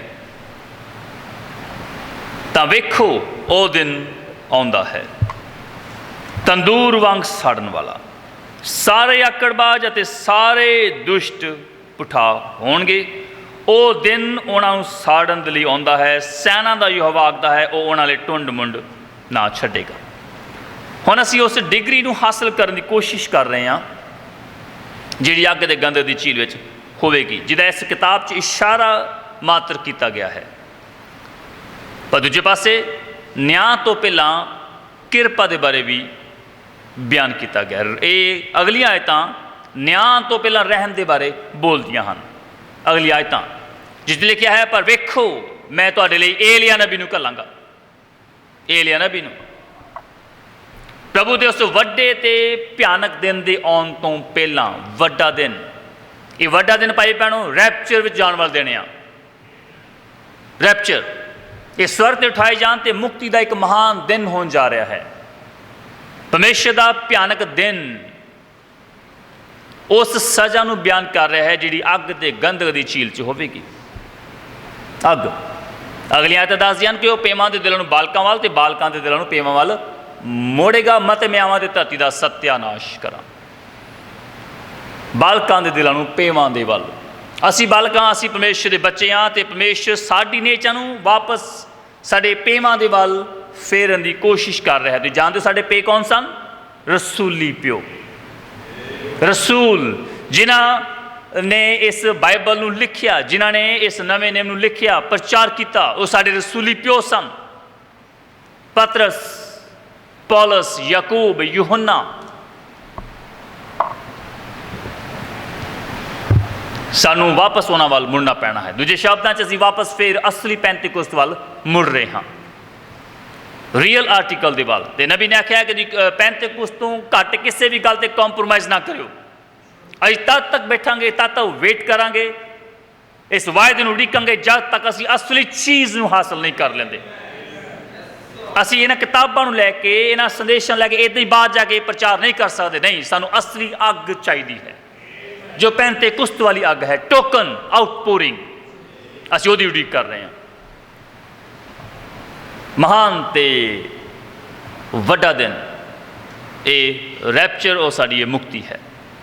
ਹੁਣ ਇਹ ਨਾ ਆਖੋ ਭਾਈ ਭੈਣੋ ਕਿ ਮੈਂ ਇਸ ਮਲਾਕੀ ਚੈਪਟਰ ਨੂੰ ਪੜ੍ਹਿਆ ਆ ਅਤੇ ਮੈਂ ਇਹਦੇ ਬਾਰੇ ਬਾਰ-ਬਾਰ ਸੁਣ ਕੇ ਅੱਕ ਗਿਆ ਹਾਂ। ਨਹੀਂ, ਇਹ ਨਾ ਆਖੋ। ਪਰ ਇਸ ਵੇਲੇ ਮੇਰਾ ਜੋ ਮਨ ਹੈ ਇਹ ਇਸ ਤੱਥ ਦੇ ਉੱਪਰ, ਫੈਕਟ ਦੇ ਉੱਪਰ ਕੇਂਦਰਿਤ ਹੈ, ਔਰ ਮੈਂ ਇਹਨੂੰ ਉਸ ਚੀਜ਼ ਦੇ ਨਾਲ ਇਕੱਠਿਆਂ ਜੋੜ ਰਿਹਾ ਹਾਂ ਜਿਹਨੂੰ ਯਿਸੂ ਨੇ ਬਿਆਨ ਕੀਤਾ ਕਿ ਉੱਥੇ ਰੋਣਾ, ਕੁਰਲਾਉਣਾ ਅਤੇ ਦੰਦਾਂ ਦਾ ਪੀਸਣਾ ਹੋਵੇਗਾ। ਮੈਂ ਅਜੇ ਵੀ ਉਸ ਸੰਦੇਸ਼ ਤੋਂ ਪਿੱਛੇ ਨਹੀਂ ਹੋਇਆ ਹਾਂ। ਉਹ ਅਜੇ ਵੀ ਸੰਦੇਸ਼ ਇੱਥੇ ਗੂੰਜ ਰਿਹਾ ਹੈ, ਵੀਪਿੰਗ, ਵੇਲਿੰਗ, ਨੈਸ਼ਿੰਗ ਆਫ ਟੀਥ। ਜੇਕਰ ਤੁਸੀਂ ਇਸ ਸੰਦੇਸ਼ ਦੇ ਦਿਲ ਦੇ ਵਿੱਚ ਜਾ ਸਕੋ, ਇਹ ਸੰਦੇਸ਼ ਕੀ ਕਹਿ ਰਿਹਾ ਹੈ, ਦੁਬਾਰਾ ਫਿਰ ਇਹਨੂੰ ਸੁਣੋ। ਇਹ ਮਹਾਨ ਪ੍ਰਗਟਾਵਾ ਹੈ ਜਿਹੜਾ ਕਦੇ ਪਰਮੇਸ਼ਵਰ ਤੇ ਆਦਮੀ ਦੁਆਰਾ ਇਸਤੇਮਾਲ ਕੀਤਾ ਗਿਆ ਹੋਵੇ, ਰੋਣਾ, ਕੁਰਲਾਉਣਾ ਅਤੇ ਦੰਦਾਂ ਦਾ ਪੀਸਣਾ। ਹੁਣ ਯਿਸੂ ਜਾਣਦਾ ਸੀ ਕਿ ਉਹ ਨਰਕ ਵਿੱਚ ਕਿੰਨਾ ਸਮਾਂ ਗੁਜ਼ਾਰਨਗੇ, ਕੇਵਲ ਯਿਸੂ ਜਾਣਦਾ ਸੀ। ਅਤੇ ਉਹ ਅੱਗ ਦੀ ਡਿਗਰੀ ਦੇ ਬਾਰੇ ਵੀ ਜਾਣਦਾ ਸੀ ਯਿਸੂ। ਇੱਥੋਂ ਤੱਕ ਕਿ ਮੈਂ ਔਰ ਤੁਸੀਂ ਅਨੁਮਾਨ ਵੀ ਨਹੀਂ ਲਾ ਸਕਦੇ ਕਿ ਉਹ ਅੱਗ ਦੀ ਡਿਗਰੀ ਕਿੰਨੀ ਹੈ। ਉਸ ਅੱਗ ਦੀ ਝੀਲ ਦੇ ਵਿੱਚ ਅਸੀਂ ਗੈਸ ਨਹੀਂ ਕਰ ਸਕਦੇ, ਨਹੀਂ। ਪਰ ਇੱਕ ਆਮ ਆਦਮੀ, ਸਧਾਰਨ ਆਦਮੀ ਕਿ ਇੰਨਾ ਕਹਿ ਸਕਦਾ ਹੈ ਕਿ ਉਹ ਅੱਗ ਬਹੁਤ ਗਰਮ ਹੈ, ਗਰਮ ਹੈ, ਗਰਮ ਹੈ, ਦੈਟਸ ਇਟ। ਪਰ ਉਸ ਡਿਗਰੀ ਬਾਰੇ ਉਹ ਦੱਸ ਨਹੀਂ ਸਕਦੇ, ਗੈਸ ਵੀ ਨਹੀਂ ਕਰ ਸਕਦੇ। ਜਦੋਂ ਤੁਸੀਂ ਮਾਚਿਸ ਦੀ ਇੱਕ ਛੋਟੀ ਜਿਹੀ ਤੀਲੀ ਦੇ ਨਾਲ ਸੜਦੇ ਹੋ, ਤੁਹਾਨੂੰ ਕਿੰਨਾ ਦੁੱਖ ਪਹੁੰਚਦਾ ਹੈ ਅਤੇ ਕਿੰਨੀ ਪੀੜਾ ਉਹ ਅਨੁਭਵ ਕਰਦੇ ਹੋ। ਹੁਣ ਤੁਸੀਂ ਇਹਦੀ ਤੁਲਨਾ ਉਸ ਅੱਗ ਦੀ ਝੀਲ ਨਾਲ ਕਰੋ ਜਿਹੜੀ ਅੱਗੇ ਆ ਰਹੀ ਹੈ, ਜਿਹਦਾ ਜ਼ਿਕਰ ਇੱਥੇ ਕੀਤਾ ਗਿਆ ਹੈ। ਇਹ ਅੱਗ ਇੰਨੀ ਭਿਆਨਕ ਹੋਵੇਗੀ ਕਿ ਇਹ ਤੁਹਾਡੇ ਸਰੀਰ, ਤੁਹਾਡੇ ਆਤਮਾ ਅਤੇ ਤੁਹਾਡੀ ਜਾਨ ਤੱਕ ਨੂੰ ਪੂਰੀ ਤਰ੍ਹਾਂ ਦੇ ਨਾਲ ਖਤਮ ਕਰਕੇ ਉਹਦੀ ਹੋਂਦ ਨੂੰ ਹੀ ਮਿਟਾ ਸਕਦੀ ਹੈ। ਕਲਪਨਾ ਕਰੋ ਉਹ ਅੱਗ ਕਿੱਦਾਂ ਦੀ ਹੋਵੇਗੀ। ਕੀ ਤੁਸੀਂ ਜਾਣਦੇ ਹੋ ਕਿ ਬਾਹਰ ਕਈ ਲੋਕ ਨਰਕ ਦਾ ਵਿਸ਼ਵਾਸ ਨਹੀਂ ਕਰਦੇ ਕਿ ਕੋਈ ਨਰਕ ਵੀ ਹੈ। ਪਰ ਮੈਂ ਤੁਹਾਨੂੰ ਦੱਸਣਾ ਚਾਹੁੰਦਾ ਹਾਂ ਦੋਸਤੋ ਕਿ ਉੱਥੇ ਇੱਕ ਨਰਕ ਹੈ, ਨਰਕ ਹੈ। ਔਰ ਅੱਗ ਦੀ ਉਹ ਡਿਗਰੀ ਆਦਮੀ ਦੀ ਜਾਨ, ਸਰੀਰ ਅਤੇ ਆਤਮਾ ਨੂੰ ਸਾੜ ਕੇ ਉੱਥੇ ਖਤਮ ਕਰੇਗੀ। ਪਰ ਇੱਕ ਦਿਨ ਵਿੱਚ ਨਹੀਂ, ਇੱਕ ਦਿਨ ਦੇ ਵਿੱਚ ਨਹੀਂ। ਔਰ ਮੈਂ ਵਿਸ਼ਵਾਸ ਕਰਦਾ ਹਾਂ ਕਿ ਯਿਸੂ ਇਹਦੇ ਬਾਰੇ ਜਾਣਦਾ ਸੀ ਕਿ ਉਹ ਨਰਕ ਵਿੱਚ ਕਿੰਨਾ ਲੰਬਾ ਸਮਾਂ ਰਹਿਣਗੇ। ਅਤੇ ਨਰਕ ਅਜੇ ਵੀ ਅੰਤ ਨਹੀਂ ਆ, ਨਹੀਂ, ਨਰਕ ਅਜੇ ਵੀ ਅੰਤ ਨਹੀਂ ਹੈ। ਨਰਕ ਕੇਵਲ ਅਤੇ ਕੇਵਲ ਇੱਕ ਕੈਦਖਾਨਾ ਹੈ ਜਿੱਥੇ ਪਾਪੀ ਲੋਕ, ਦੁਸ਼ਟ ਲੋਕ ਮਰਨ ਤੋਂ ਬਾਅਦ ਜਾਂਦੇ ਆ। ਤੁਸੀਂ ਇਹਦੇ ਬਾਰੇ ਹੋਰ ਜਾਣਨਾ ਚਾਹੁੰਦੇ ਹੋ, ਤੁਸੀਂ ਉਹਨਾਂ ਸੰਦੇਸ਼ਾਂ ਦੁਬਾਰਾ ਸੁਣੋ, ਗॉड्स एंड टाइम मिनिस्ट्री। ਅੱਗੇ ਦੂਸਰਾ ਸੰਦੇਸ਼, ਨਰਕ ਆਤਮਿਆਂ ਦਾ ਕੈਦਖਾਨਾ, ਉਹਦੇ ਬਾਰੇ ਤੁਸੀਂ ਦੁਬਾਰਾ ਫਿਰ ਗੌਰ ਕਰੋ, ਉਹਨਾਂ ਗੱਲਾਂ ਨੂੰ ਆਪਣੀ ਮੈਮਰੀ 'ਚ ਵਾਪਸ ਲੈ ਕੇ ਆਓ। ਨਰਕ ਅਜੇ ਅੰਤ ਨਹੀਂ ਹੈ। ਨਰਕ ਕੇਵਲ ਇੱਕ ਕੈਦਖਾਨਾ ਹੈ ਜਿੱਥੇ ਇੱਕ ਪਾਪੀ ਮਰਨ ਤੋਂ ਬਾਅਦ ਜਾਂਦਾ ਆ, ਔਰ ਉੱਥੇ ਬਦਰੂਹਾਂ, ਦੁਸ਼ਟ ਆਤਮੇ ਦਿਨ ਰਾਤ ਉਹਦੀ ਜਾਨ ਨੂੰ ਨੋਚਦੇ ਆ, ਕਚੋਟਦੇ ਆ, ਤੰਗ ਕਰਦੇ ਆ। ਉਹਨਾਂ ਨੂੰ ਦਿਨ ਰਾਤ ਕੋਈ ਵੀ ਆਰਾਮ ਨਹੀਂ ਹੈ। ਇਹ ਅਜੇ ਅੰਤ ਨਹੀਂ ਆ। ਅਸਲੀ ਅੰਤ ਅੱਗ ਦੇ ਗੰਧਕ ਦੀ ਝੀਲ ਹੈ, ਜਿਹਦੇ ਬਾਰੇ ਬਾਈਬਲ ਕਹਿੰਦੀ ਹੈ ਕਿ ਅਖੀਰ 'ਚ ਪਰਮੇਸ਼ਰ ਕਾਲ ਅਤੇ ਪਤਾਲ ਨੂੰ, ਨਰਕ ਨੂੰ ਅੱਗ ਦੀ ਝੀਲ 'ਚ ਸੁੱਟੇਗਾ। ਇਹ ਐਂਡ ਹੈ। ਪੂਰੀ ਤਰ੍ਹਾਂ ਦੇ ਨਾਲ ਖਤਮ। ਔਰ ਇਹ ਅੱਗ ਦੀ ਝੀਲ ਬਹੁਤ ਹੀ ਭਿਅੰਕਰ ਹੋਣ ਜਾ ਰਹੀ ਹੈ। ਤੁਸੀਂ ਕਲਪਨਾ ਕਰੋ, ਆਪਣੇ ਥੋੜੀ ਕਲਪਨਾ ਥੋੜਾ ਜਿਹਾ ਖਿੱਚੋ ਕਿ ਪੂਰਾ ਸੰਸਾਰ 7 ਅਰਬ ਦੀ ਆਬਾਦੀ ਪਰਮੇਸ਼ਰ ਇਹਨਾਂ ਨੂੰ ਅੱਗ ਦੀ ਝੀਲ 'ਚ ਸੁੱਟਣ ਜਾ ਰਿਹਾ ਹੈ। ਪਲੱਸ ਆਦਮ ਤੋਂ ਲੈ ਕੇ ਹੁਣ ਦੇ ਸਮੇਂ ਤੱਕ ਕਿੰਨੇ ਲੋਕ ਹੋਣਗੇ ਜਿਹੜੇ ਨਿਆਂ ਦੇ ਅੱਗੇ ਖੜੇ ਹੋਣਗੇ, ਜਿਨ੍ਹਾਂ ਦਾ ਨਾਮ ਜੀਵਨ ਦੀ ਪੋਥੀ 'ਚ ਲਿਖਿਆ ਨਹੀਂ ਲੱਭੇਗਾ, ਅਤੇ ਪਰਮੇਸ਼ਰ ਉਹਨਾਂ ਨੂੰ ਵੀ ਅੱਗ ਦੀ ਝੀਲ 'ਚ ਸੁੱਟੇਗਾ। ਕਾਇਨ, ਏਸਾਓ, ਅਸੀਂ ਕੇਵਲ ਕੁਛ ਨਾਮਾਂ ਨੂੰ ਜਾਣਦੇ ਹਾਂ, ਪਰ ਕੇਵਲ ਇਹੀ ਨਾਮ ਨਹੀਂ ਹਨ। ਉੱਥੇ ਕਰੋੜਾਂ ਅਰਬਾਂ ਖਰਬਾਂ ਲੋਕ ਹੋਣਗੇ ਜਿਨ੍ਹਾਂ ਨੂੰ ਪਰਮੇਸ਼ਰ ਨਾਸ਼ ਕਰੇਗਾ। ਹੁਣ ਜੇਕਰ ਧਰਤੀ ਦੀ ਇੱਕ ਕੁਦਰਤੀ ਅੱਗ 1500 ਜਾਂ 1600 ਡਿਗਰੀ ਤੱਕ ਜਾਂਦੀ ਹੈ, ਉਹਨਾਂ ਨੇ ਗੈਸ ਕੀਤਾ ਆ ਕੇਵਲ 1500 ਜਾਂ 1600 ਡਿਗਰੀ ਤੱਕ ਹੀ ਇਹ ਅੱਗ ਬਲਦੀ ਹੈ ਨੈਚੁਰਲੀ, ਤਦ ਪਰਮੇਸ਼ਰ ਦੀ ਅੱਗ ਦੇ ਬਾਰੇ ਸੋਚਣਾ ਜਿਹੜੀ ਇੱਦਾਂ ਦੀ ਬਰਬਾਦੀ ਕਰ ਸਕਦੀ ਆ ਕਿ ਤੁਹਾਡੇ ਕੋਲ ਇੱਥੇ ਇੱਕ ਸਰੀਰ ਆ ਜਿਹੜਾ ਇੱਕ ਦਿਨ 'ਚ ਖਤਮ ਨਹੀਂ ਹੋਵੇਗਾ।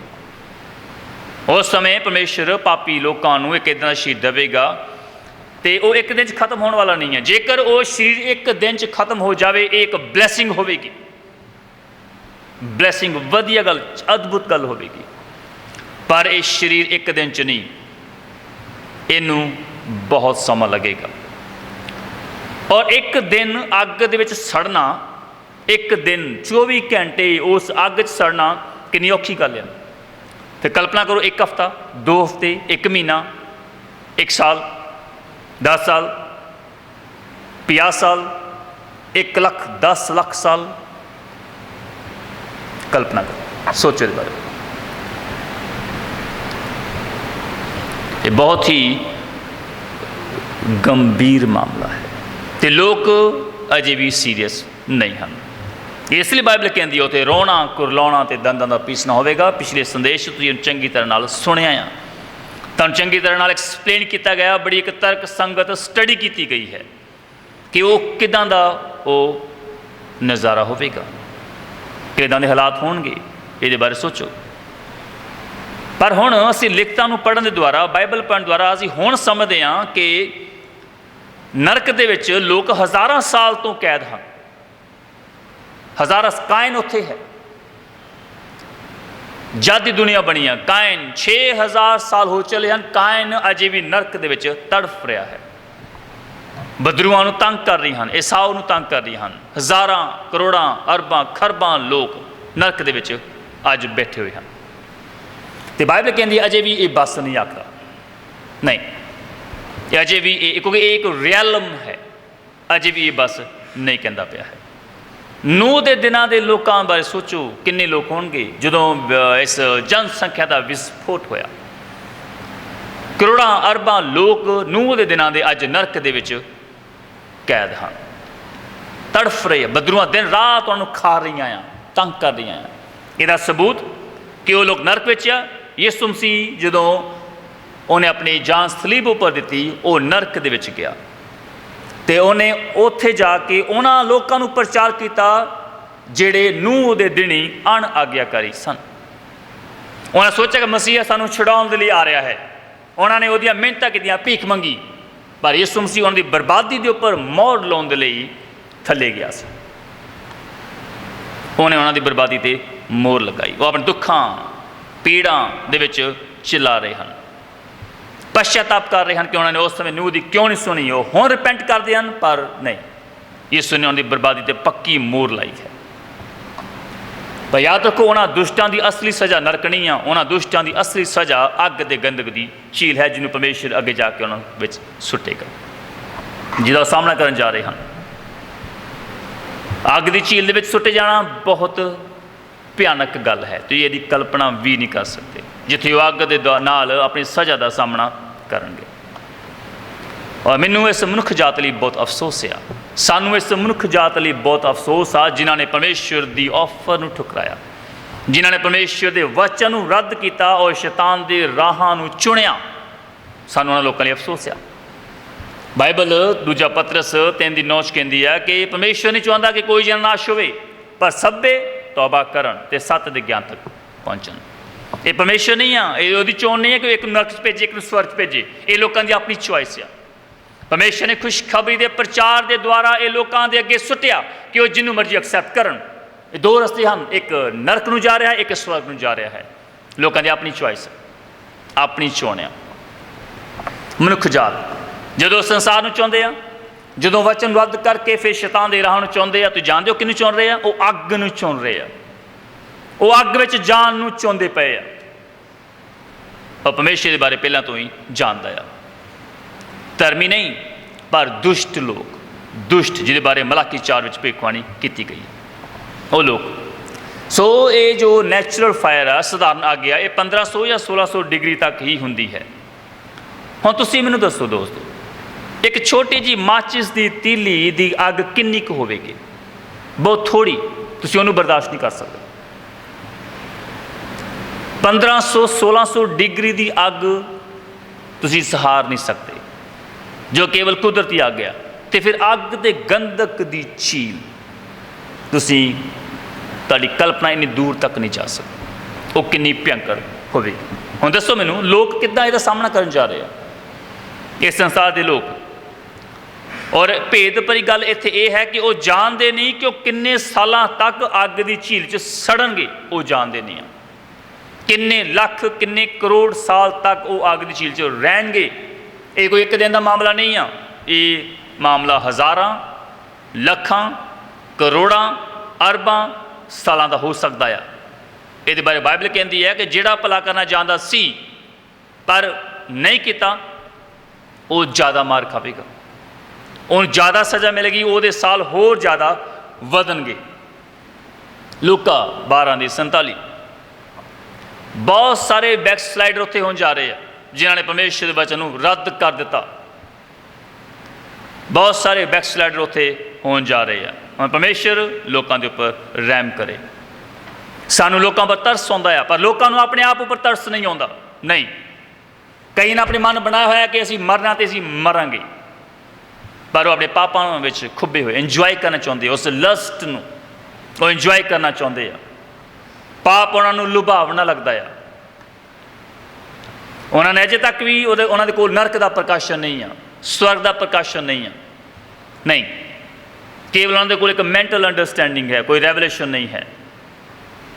ਉਹ ਪਰਮੇਸ਼ਰ ਦੇ ਪ੍ਰਤੀ ਆਕੜਬਾਜ਼ ਹਨ, ਪਰਮੇਸ਼ਰ ਦੇ ਸੇਵਾਦਾਰਾਂ ਦੇ ਪ੍ਰਤੀ ਆਕੜਬਾਜ਼ ਹਨ, ਪਰਮੇਸ਼ਰ ਦੇ ਬੱਚਿਆਂ ਦੇ ਪ੍ਰਤੀ, ਉਸ ਮਿਨਿਸਟਰੀ ਦੇ ਪ੍ਰਤੀ ਜਿਹੜੀ ਉਹਨਾਂ ਪਰ ਸੈੱਟ ਕੀਤੀ ਗਈ ਹੈ, ਉਹ ਆਕੜਬਾਜ਼ ਹਨ। ਜਿੱਦਾਂ ਕਿ ਇਹ ਲੋਕ ਭਾਈ ਵਿਲੀਅਮ ਬ੍ਰੈਨਹਮ ਦੇ ਲਈ ਆਕੜਬਾਜ਼ ਸਨ। ਉਹਨਾਂ ਨੇ ਭਾਈ ਬ੍ਰੈਨਹਮ ਨੂੰ ਇੱਕ ਲਿਫਾਫੇ ਵਿੱਚ ਮਨੁੱਖੀ ਵਿਸ਼ਟਾ ਭੇਜਿਆ ਔਰ ਆਖਿਆ ਕਿ ਇਹ ਹੈ ਜੋ ਅਸੀਂ ਤੇਰੇ ਬਾਰੇ ਸੋਚਦੇ ਹਾਂ। ਉਹ ਅੱਜ ਲੋਕ ਕਿੱਥੇ ਆ? ਅੱਜ ਉਹ ਨਰਕ ਦੇ ਵਿੱਚ ਅੱਜ ਉਹ ਤੜਪ ਰਹੇ ਹਨ। ਜਿਨ੍ਹਾਂ ਲੋਕਾਂ ਨੇ ਇਹ ਕੰਮ ਕੀਤਾ, ਉਹ ਜਿਹੜੇ ਮਰ ਗਏ, ਅੱਜ ਬਦਰੂਆਂ ਦਿਨ ਰਾਤ ਉਹਨਾਂ ਤੰਗ ਕਰ ਰਹੇ ਹਨ, ਤੇ ਅਜੇ ਉਹਨਾਂ ਦਾ ਅੰਤ ਨਹੀਂ ਆ। ਉਹ ਅੱਗ ਦੀ ਝੀਲ 'ਚ ਸੁੱਟੇ ਜਾਣਗੇ। ਜਿਨ੍ਹਾਂ ਨੇ ਪਰਮੇਸ਼ਰ ਦੇ ਮਹਾਨ ਏਲੀਆ ਨਬੀ ਦਾ ਸਾਹਮਣਾ ਕੀਤਾ, ਉਹਨੂੰ ਰੱਦ ਕੀਤਾ। ਉਹ ਨਬੀ ਜਿਹਨੇ ਇਸ ਸੰਸਾਰ ਦੇ ਵਿੱਚ ਨਿਆਂ ਤੇ ਕਿਰਪਾ ਦਾ ਸੰਦੇਸ਼ ਲੈ ਕੇ ਆਂਦਾ, ਉਹ ਲੋਕ ਅੱਜ ਨਰਕ ਦੇ ਵਿੱਚ ਹਨ। ਹੁਣ ਇਹ ਮਲਾਕੀ 4 ਇਹਦਾ ਹੋਰ ਹਿੱਸਾ ਯਾਦ ਰੱਖੋ, ਇਹ ਪਰਮੇਸ਼ਰ ਦਇਆ ਦੇ ਬਾਰੇ ਬਿਆਨ ਕਰਦਾ ਹੈ, ਉਹਦੀ ਕਿਰਪਾ ਦੇ ਬਾਰੇ ਬਿਆਨ ਕਰਦਾ ਹੈ ਕਿ ਉਹਨੇ ਇੱਕ ਨਬੀ ਨੂੰ ਭੇਜਿਆ ਜਿਹੜਾ ਵਾਪਸ ਸਾਨੂੰ ਫਿਰ ਵਚਨ ਦੇ ਵੱਲ ਮੋੜੇ, ਸਾਡੇ ਰਸੂਲੀ ਪੇਮਾਂ ਦੇ ਵੱਲ ਮੋੜੇ, ਜੋ ਕਿ ਅਸਲੀ ਆਰਟੀਕਲ ਹੈ। ਤੇ ਜਿਹੜੇ ਲੋਕ ਇਸ ਨਬੀ ਨੂੰ ਰੱਦ ਕਰ ਰਹੇ ਆ, ਜਿਨ੍ਹਾਂ ਨੇ ਰੱਦ ਕੀਤਾ ਹੈ, ਯਾਦ ਰੱਖੋ ਪਰਮੇਸ਼ਰ ਨਿਆਂ ਤੋਂ ਉਹ ਬਚ ਨਹੀਂ ਸਕਦੇ ਹਨ। ਇਹ ਇੰਪੋਸੀਬਲ ਹੈ। ਨੌਜਵਾਨ ਆਦਮੀਓ, ਨੌਜਵਾਨ ਔਰਤੋਂ, ਨੌਜਵਾਨ ਬੱਚਿਓ, ਉਹ ਲੋਕ ਜਿਹੜੇ ਸਮਝਦਾਰ ਦੀ ਉਮਰ ਤੱਕ ਪਹੁੰਚ ਚੁੱਕੇ ਆ, ਅਕਾਊਂਟੇਬਿਲਟੀ ਦੀ ਉਮਰ ਤੱਕ ਪਹੁੰਚ ਚੁੱਕੇ ਆ, ਜਿਹੜੇ ਗਲਤ ਕੰਮ ਕਰ ਰਹੇ ਆ, ਬਾਹਰ ਗਲਤ ਜੀਵਨ ਗੁਜ਼ਾਰਦੇ ਪਏ ਹਨ, ਤੁਸੀਂ ਕਿਸੇ ਵੀ ਸੂਰਤ ਵਿੱਚ ਬਚ ਨਹੀਂ ਸਕਦੇ। ਪਰਮੇਸ਼ਰ ਆਪਣੇ ਦੂਤਾਂ ਨੂੰ ਕਹਿਣ ਜਾ ਰਿਹਾ ਹੈ ਕਿ ਇਹਨਾਂ ਲੋਕਾਂ ਨੂੰ ਚੁੱਕ ਕੇ ਇਹਨਾਂ ਨੂੰ ਅੱਗ ਦੀ ਝੀਲ ਵਿੱਚ ਸੁੱਟ ਦੇਵੋ। ਨਿਆਂ ਦੇ ਸਿੰਘਾਸਨ ਅੱਗੇ ਇਹ ਕੰਮ ਹੋਣ ਜਾ ਰਿਹਾ ਹੈ। ਪਰ ਇਹ ਤੁਹਾਡੇ ਵਾਸਤੇ ਨਹੀਂ ਆ, ਉਹਨਾਂ ਬੱਚਿਆਂ ਵਾਸਤੇ ਨਹੀਂ ਆ ਜਿਹੜੇ ਪਰਮੇਸ਼ਰ ਦੇ ਵਚਨ ਦੇ ਅਨੁਸਾਰ ਚੱਲਣ ਦੀ ਕੋਸ਼ਿਸ਼ ਕਰ ਰਹੇ ਆ, ਜ਼ੋਰ ਮਾਰ ਰਹੇ ਆ, ਜਿਹੜੇ ਪਰਮੇਸ਼ਰ ਨੂੰ ਪਿਆਰ ਕਰਦੇ ਆ, ਵਚਨ ਨੂੰ ਪਿਆਰ ਕਰਦੇ ਆ, ਇਸ ਸੇਵਕਾਂ ਨੂੰ ਪਿਆਰ ਕਰਦੇ ਆ, ਸੇਵਾਦਾਰਾਂ ਨੂੰ ਪਿਆਰ ਕਰਦੇ ਆ। ਇਹ ਉਹਨਾਂ ਵਾਸਤੇ ਨਹੀਂ ਆ। ਨਹੀਂ, ਉਹ ਪਰਮੇਸ਼ਰ ਹਰ ਰੋਜ਼ ਅੱਗੇ ਵੱਧਦੇ ਪਏ ਆ। ਗਲਤ ਕੰਮ ਨਾ ਕਰੋ। ਮਾਂ ਪਿਓ ਆਪਣੇ ਬੱਚੇ ਨੂੰ ਕਦੇ ਵੀ ਇਹ ਗੱਲ ਨਾ ਆਖੋ ਕਿ ਤੂੰ ਨਰਕ ਵਿੱਚ ਚਲਾ ਜਾਵੇਂਗਾ। ਨਹੀਂ, ਉਹਨਾਂ ਨੂੰ ਪਿਆਰ ਕਰੋ, ਉਹਨਾਂ ਨੂੰ ਬਾਈਬਲ ਦੀਆਂ ਸਟੋਰੀਆਂ ਸੁਣਾਓ, ਉਹਨਾਂ ਨੂੰ ਦੱਸੋ ਕਿ ਅਗਰ ਤੁਸੀਂ ਗਲਤ ਕੰਮ ਕਰਦੇ ਹੋ ਰਿਪੈਂਟ ਕਰੋ। ਉਹਨਾਂ ਨੂੰ ਰਿਪੈਂਟੈਂਸ ਤੱਕ ਲੈ ਕੇ ਆਉਣ, ਦੱਸੋ ਕਿ ਤੁਹਾਡੇ ਲਈ ਬਚਨ ਇੱਕੋ ਮਾਰ ਗਿਆ, ਰਿਪੈਂਟ ਕਰੋ। ਕਦੇ ਵੀ ਧਮਕਾਓ ਨਾ ਚੰਗੇ ਕੰਮ ਕਰਨ ਦੇ ਲਈ, ਡਰਾਵੇ ਦਿਓ ਕਿ ਤੂੰ ਨਰਕ ਵਿੱਚ ਚਲਾ ਜਾਵੇਂਗਾ। ਨਹੀਂ, ਕਦੇ ਵੀ ਆਪਣੇ ਬੱਚਿਆਂ ਦੇ ਮਨ 'ਚ ਇਹ ਬੀਜ ਨਾ ਬੀਜੋ। ਨਹੀਂ। ਹੁਣ ਤੁਸੀਂ ਇਸ ਗਲੋਬ ਦੇ, ਇਸ ਧਰਤੀ ਦੇ ਐਲੀਮੈਂਟਸ ਬਾਰੇ ਜਾਣਦੇ ਹੋ। ਇਹ ਧਰਤੀ ਹੈ, ਪਾਣੀ ਹੈ, ਅੱਗ ਹੈ ਅਤੇ ਹਵਾ ਹੈ। ਅਤੇ ਸਾਇੰਟਿਸਟ ਹੋਰ ਵੀ 7-8 ਹੋਰ ਐਲੀਮੈਂਟਸ ਉਹ ਗਿਣਾਉਂਦੇ ਹਨ। ਉਹ ਸਪਿਰਿਟ, ਮੈਟਰ, ਇਹਨਾਂ ਚੀਜ਼ਾਂ ਨੂੰ ਗਿਣਾਉਂਦੇ ਹਨ, ਪਰ ਇਹ ਮੇਨ ਐਲੀਮੈਂਟ ਹਨ ਜਿਨ੍ਹਾਂ ਨੂੰ ਪਰਮੇਸ਼ਰ ਸਜ਼ਾ ਦੇਣ ਦੇ ਲਈ ਇਸਤੇਮਾਲ ਕਰਦਾ ਹੈ। ਔਰ ਬਿਨਾਂ ਕਿਸੇ ਸ਼ੱਕ ਦੇ ਅਸੀਂ ਜਾਣਦੇ ਹਾਂ ਪੁਰਾਣੇ ਨੇਮ 'ਚ ਪਰਮੇਸ਼ਰ ਨੇ ਪਾਣੀ ਨੂੰ ਲੋਕਾਂ ਨੂੰ ਸਜ਼ਾ ਦੇਣ ਲਈ ਇਸਤੇਮਾਲ ਕੀਤਾ। ਇਹ ਵਾਟਰ, ਇਹ ਪਾਣੀ ਉਹ ਐਲੀਮੈਂਟ ਤੱਤ ਹੈ ਜਿਹਨੂੰ ਪਰਮੇਸ਼ਰ ਨੇ ਇਸਤੇਮਾਲ ਕੀਤਾ। ਉਹਨੇ ਅੱਗ ਨੂੰ ਵੀ ਇਸਤੇਮਾਲ ਕੀਤਾ ਸਦੋਮ ਅਤੇ ਅਮਰਾ ਨੂੰ ਸਾੜਨ ਦੇ ਲਈ।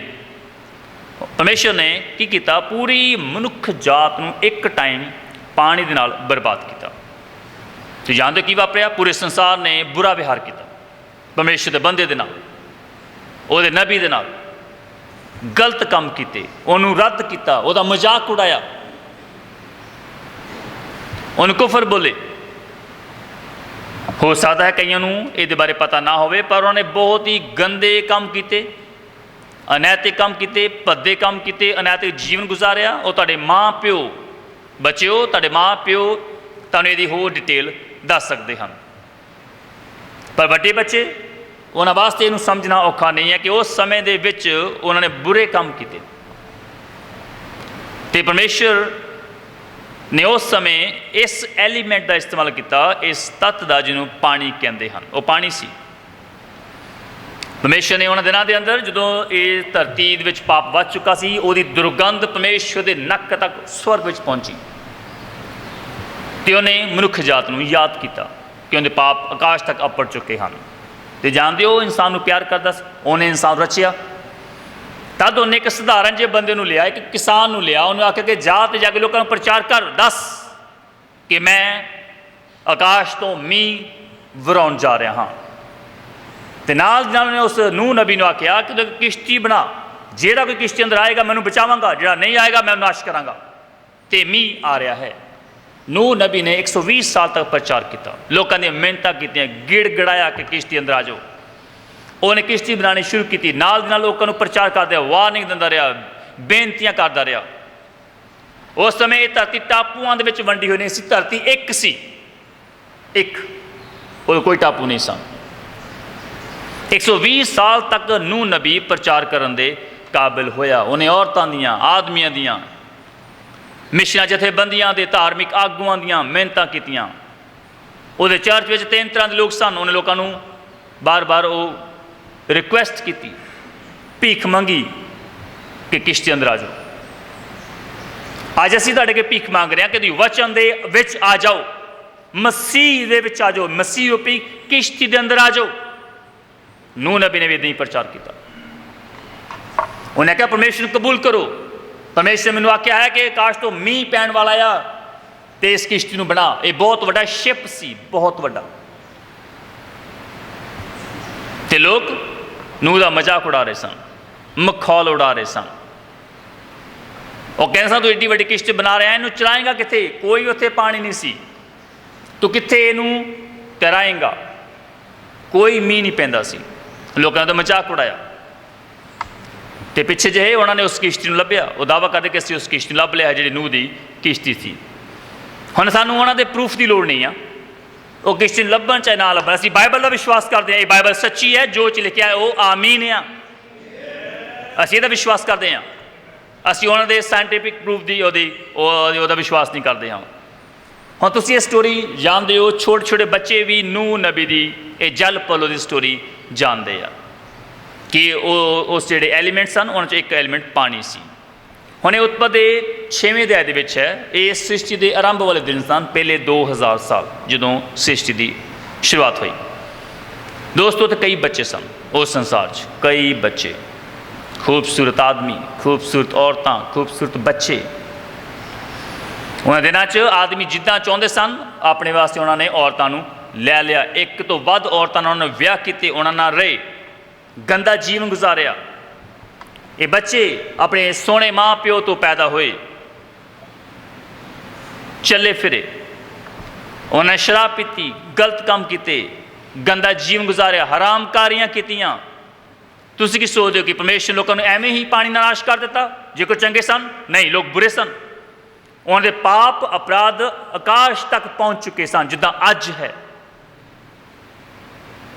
ਅੱਜ ਹੈ, ਉਹਨੇ ਗੰਦੇ ਕੰਮ ਕੀਤੇ, ਹਰਾਮਕਾਰੀਆਂ, ਜਨਾਹਕਾਰੀਆਂ, ਬੁਰੇ ਕੰਮ ਦੀ ਕਲਪਨਾ ਨਹੀਂ ਕਰ ਸਕਦੇ ਉਹਨੇ ਕਿਹੜੇ ਕੰਮ ਕੀਤੇ ਹੋਣਗੇ। ਜਾਓ ਤੇ ਜਾ ਕੇ ਮੂਸਾ ਦੀ ਸ਼ਰਨ ਪੜ੍ਹੋ, ਉਹਨੇ ਕਿਹੜੇ ਕਿਹੜੇ ਕੰਮ ਕੀਤੇ। ਉਹ ਜਾਨਵਰਾਂ ਦੇ ਨਾਲ ਰਹੇ, ਜਿੱਦਾਂ ਅੱਜ ਲੋਕ ਜਾਨਵਰਾਂ ਦੇ ਨਾਲ ਰਹਿ ਰਹੇ, ਔਰਤਾਂ ਜਾਨਵਰਾਂ ਦੇ ਨਾਲ ਰਹਿ ਰਹੀਆਂ ਹਨ, ਗੰਦੇ ਕੰਮ ਕਰ ਰਹੀਆਂ ਹਨ। ਉਹਨਾਂ ਦਿਨਾਂ 'ਚ ਲੋਕ ਜਾਨਵਰਾਂ ਨਾਲ ਰਹਿੰਦੇ ਸਨ। ਮੂਸਾ ਦੀ ਸ਼ਰਨ ਪੜ੍ਹੋ, ਉਹਨਾਂ ਨੇ ਕੀ ਆਖਿਆ ਕਿ ਦੋਨੋਂ ਜਾਣੇ, ਜਾਨਵਰ ਤੇ ਔਰਤ ਦੋਨੇ ਜਾਣੇ ਮਾਰੇ ਜਾਣ। ਦੁਬਾਰਾ ਅੱਜ ਇਸ ਸਦੂਮ ਤੇ ਇਮਰਾ 'ਚ ਲੋਕ ਫਿਰ ਉਹੀ ਕੰਮ ਕਰਨ ਰਹੇ ਹਨ।